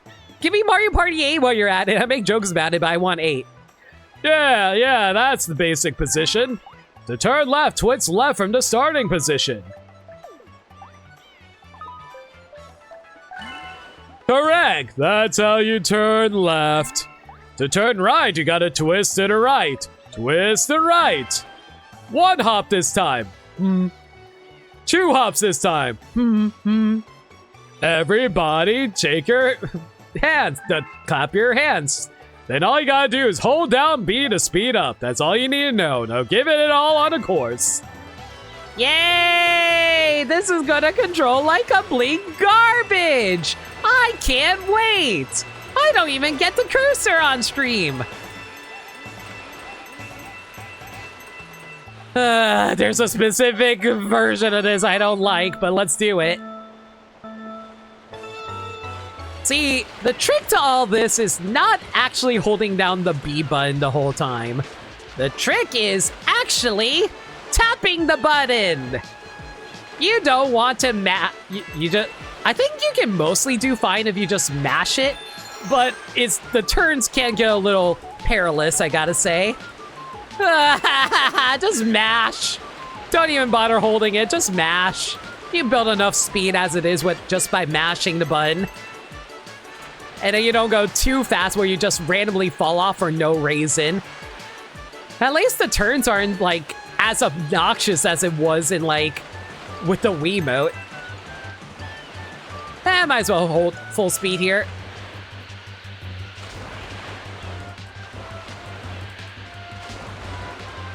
Also, another annoying thing is the fact that sometimes it doesn't want to react to you like making sharp turns. You know, I'm pretty sure I've won this before just by falling off.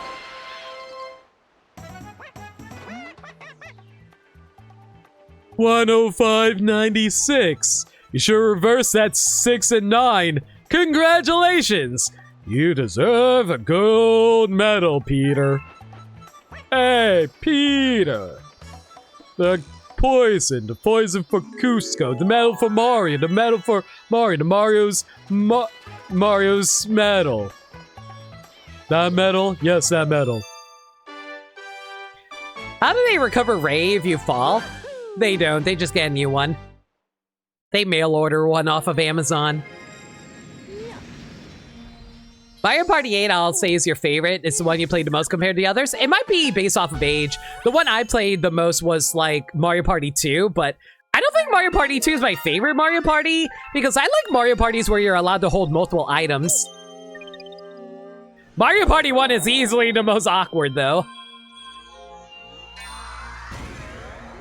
Oh hey! Flip Switch Galaxy! Man, I'm just so nostalgic for this game, and Can I say this again? I really appreciate everyone being here watching me play through this. It's nice that you guys really enjoyed the game, you guys enjoy my commentary, enjoy the stream, and I'm glad that the Hunter's playthrough is something you guys are enjoying, you know? So thank you for that. Oh god. I remember this one being really obnoxious to do. Because it's so easy to get randomly hit there. It's also ridiculously easy to lose the orientation that you're trying to move on, unfortunately. And thankfully, you can stall for time by, like, knocking him out for... Yeah, like there, when I was walking in circles, that was not me. That was entirely the game deciding, oh no, Limit, you think that you're trying to hold in a specific direction, but you're actually going in the wrong galaxy. Yeah, you're very kind, thank you. All right, can I just avoid that, thank you? Thank you.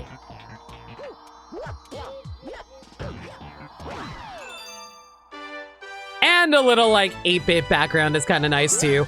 I will say this, like, these are nice little side distraction levels. Like, I don't mind them too much, but I prefer the levels where it's actually feeling like you're traveling to distant galaxies to brand new worlds and stuff like that. That's actually one of my preferred things for Mario Galaxy, when it feels more like an actual space location. All right. Hey, you know... we want to fly to Bowser's giant disembodied head for some reason. Bowser Jr.'s robot reactor. So, fun fact. Remember how I told you during my history of Mario that I never played Mario Sunshine. I had no idea who Bowser Jr. was. When I was playing this game, I was like, the hell is a Bowser Jr.? Why am I fighting Bowser's son? I thought the Koopa, like, obviously I grew up with, like, the original 2D Mario games. I was like, yeah, the Koopalings are Bowser's children. Who the hell is Bowser Jr.? I was so freaking baffled. And I was just like, okay, I guess I'll just go beat up a kid. Whatever. Also, these little guys being like Goombas, like, I don't remember what these guys are called, but I think they are technically Goombas wearing helmets. And I love it so much because you know what they remind me of? They kind of remind me of like the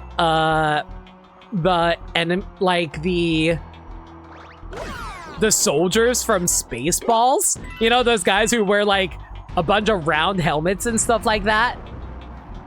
It was like a parody of Star Wars. So I guess technically they're like kind of like stormtroopers to me. I'm like, man, they're really leaning into the sci-fi stuff in this game, which again, like I said, is one of my favorite aspects of Mario Galaxy.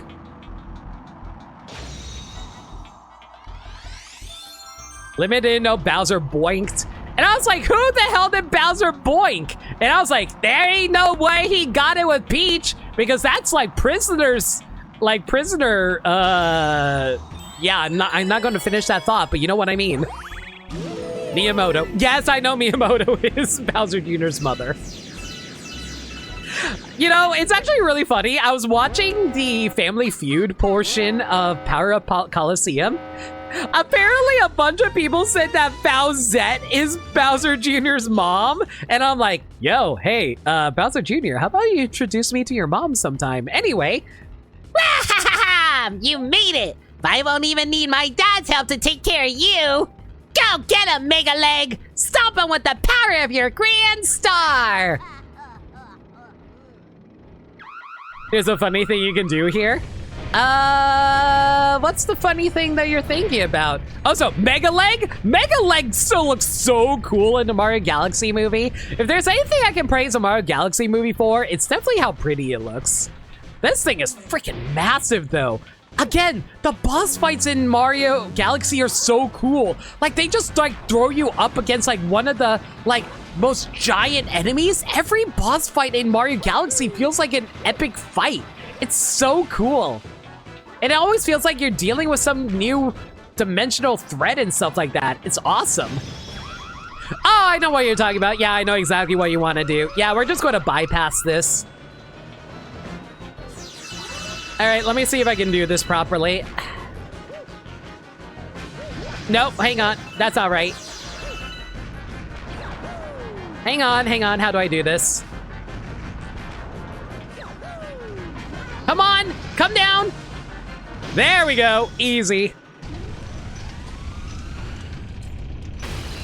This is the first major boss, Galaxy's first major boss, and it's this big. Right? That's what I'm saying! It's the first major boss for Galaxy, and it's this giant, like, threatening mecha thing that Bowser Jr. is using. And it's powered by the power source that you're looking for. That is the most sci-fi thing that you could do. It's so cool. Pretty sure Rosalina can solo this guy. Uh-huh. Have we ruled out asexual reproduction for Bowser Jr.? You know, we have not considered that. So you're saying that Bowser... Are you just saying Bowser just splooged out Bowser Jr. one day? Anyway, speaking of splooging...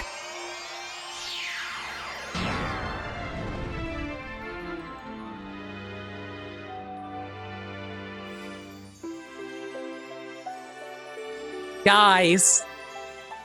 We unlocked the bathroom. You got a star. Mega Legs Moon. Galaxy complete. High score updated. Increase your star bit count. You discovered a new galaxy. In the bathroom. Okay. Look. That ball of flame represents the power of the observatory. We call it the beacon. When you recover a grand star, a little star power will be restored, and the beacon will grow. The Comet Observatory can use that power to fly through the universe. Once all of that power is restored, we will even be able to fly to the center of the universe. Oh, the power is on in a new dome.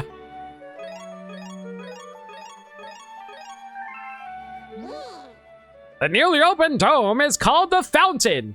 Please stop calling it the bathroom. It's really quite relaxing. I'm gonna call it a bidet. It's not the bathroom. It's a bidet! By the way, have you looked at the map? It contains information about galaxies as well as domes. If you forget the location of a dome, don't hesitate to speak with me. They really don't want you to get lost in this game. New level, new common, new... And this is why they invented a new Super Mario Brothers series.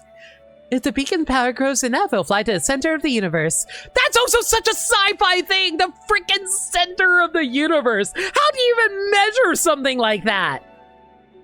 It looks like your friends are going to give you a hand. You should get started by rescuing the power stars in the galaxy you can see from the domes. Would you like to see the map? The Mythical Gamer! Doot, man. Explain yourself. She has no job. I mean, yeah, she definitely does not have a job. What of it?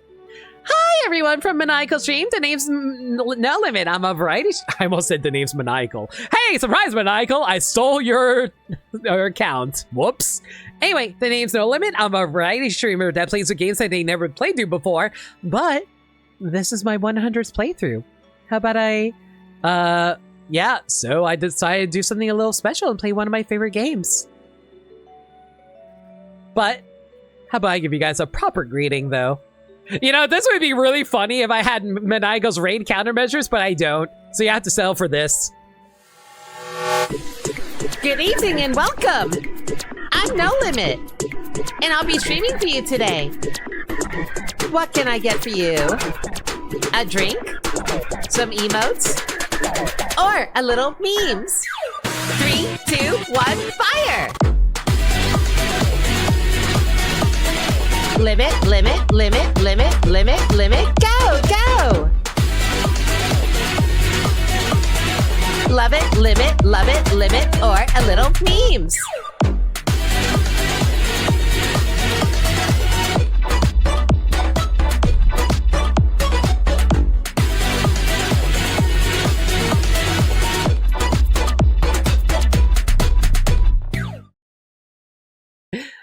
Hope y'all enjoyed that. But yeah, Maniacal, looks like you got the Trumpeter in Persona 4. Nice, congratulations. That's like one of the last Personas, right? Wait, do you know what seeing poop or spitting out star bits is how they get rid of waste? Yes. Galaxy is your 100th playthrough? Yeah, like Galaxy is a very special game for me. I talked about it at the beginning of the stream, but like I said it before, Galaxy, if it wasn't for Mario Galaxy, I would not be here right now. I would not own as many games as I do right now. I would not be streaming right now. I would not be friends with Maniacal. I would not be friends with a lot of you guys as well. I would not have an audience if it wasn't for this game. Mario Galaxy is one of the most special games in my heart, and means the world to me. And I've just been gushing about this game this entire time. Well, that's not true. I had some complaints about it, but still, I do love this game. We just finished off the terrace in this game. We just also unlocked the fountain and completed Sweet Sweet Galaxy. Unfortunately, it's also midnight on a weekday. I was actually about to end the stream here. But hey, guys, like, if you want to stick around for future streams... Thank you! Figure I should properly pay that gift sub forward. Happy 100 games on stream or something.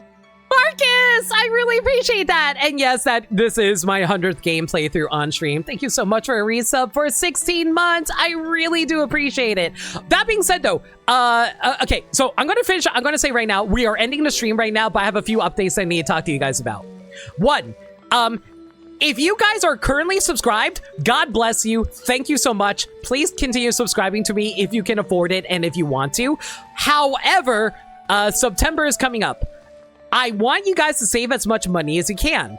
Because of the way September works, unfortunately, resubscribing on September does not give you the discount. The only way you can have a reoccurring sub to get the discount is if you cancel the subscription and then you resubscribe after it expires mid-September so that you can get the discount.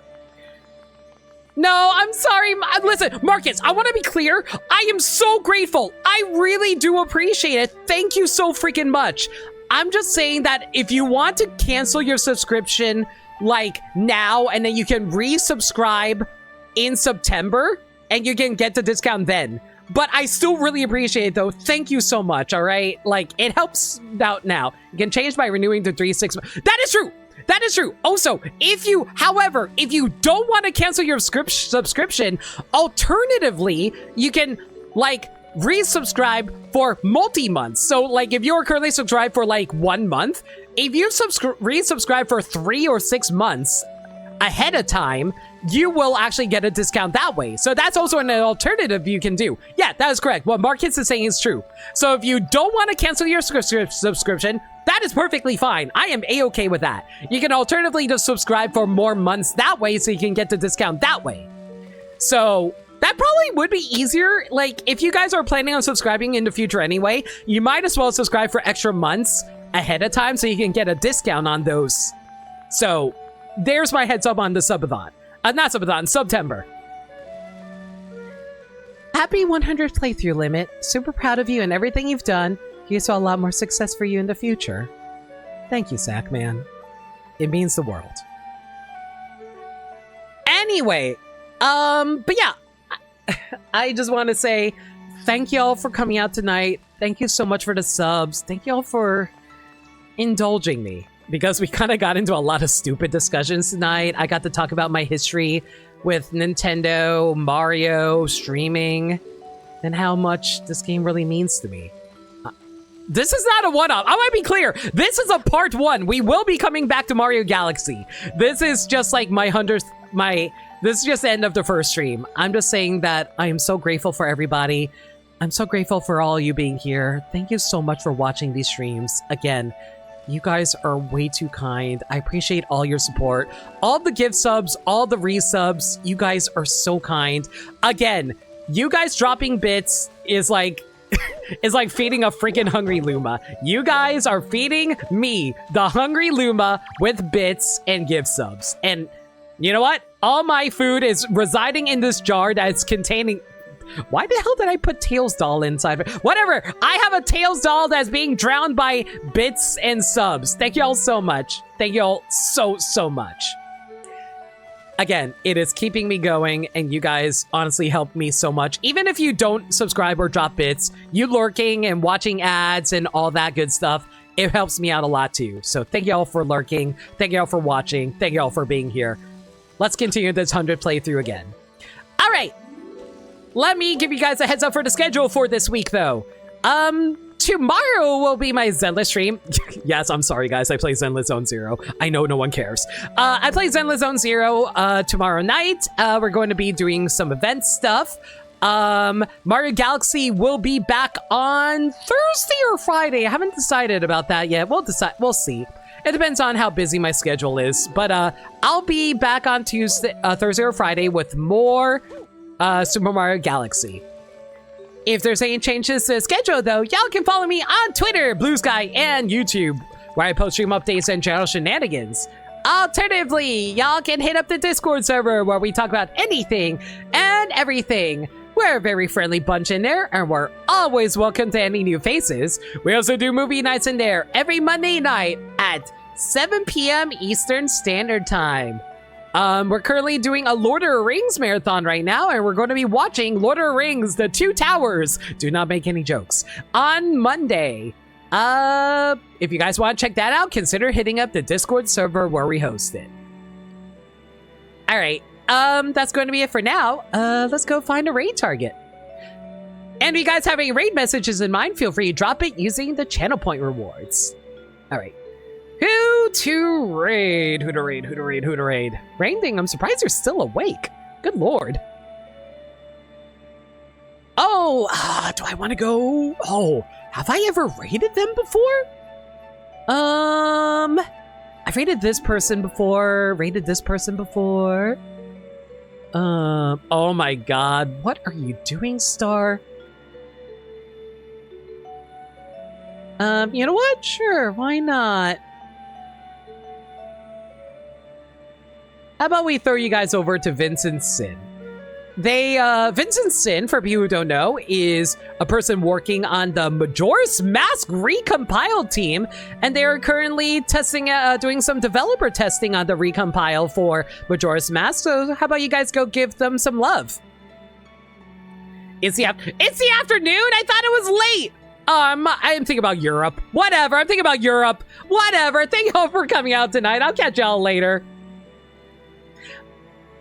Have fun over at Vincent's. Everyone, y'all stay safe, take care of yourselves, and remember, love. You know what? Hang on a second. I just realized something. Am I following? Hang on. Hang on. I'll look at that later. Anyway, y'all stay safe. Until next time, stay... what are we oh, right, I forgot! What are we raiding with? Good point, I forgot we need a raid message. The greatest Power Ranger, Luigi, the gentrification of Mario, Limit doesn't use B, Limit doesn't know, Bowser boinked. We're going with the gentrification of Mario. Don't ask.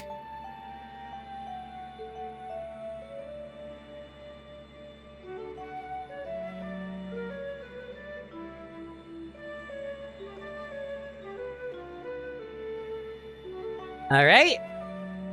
And if you are not subscribed, it's all good. Just raid with the message.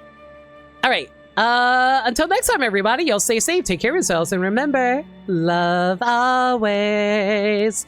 Good night, everybody.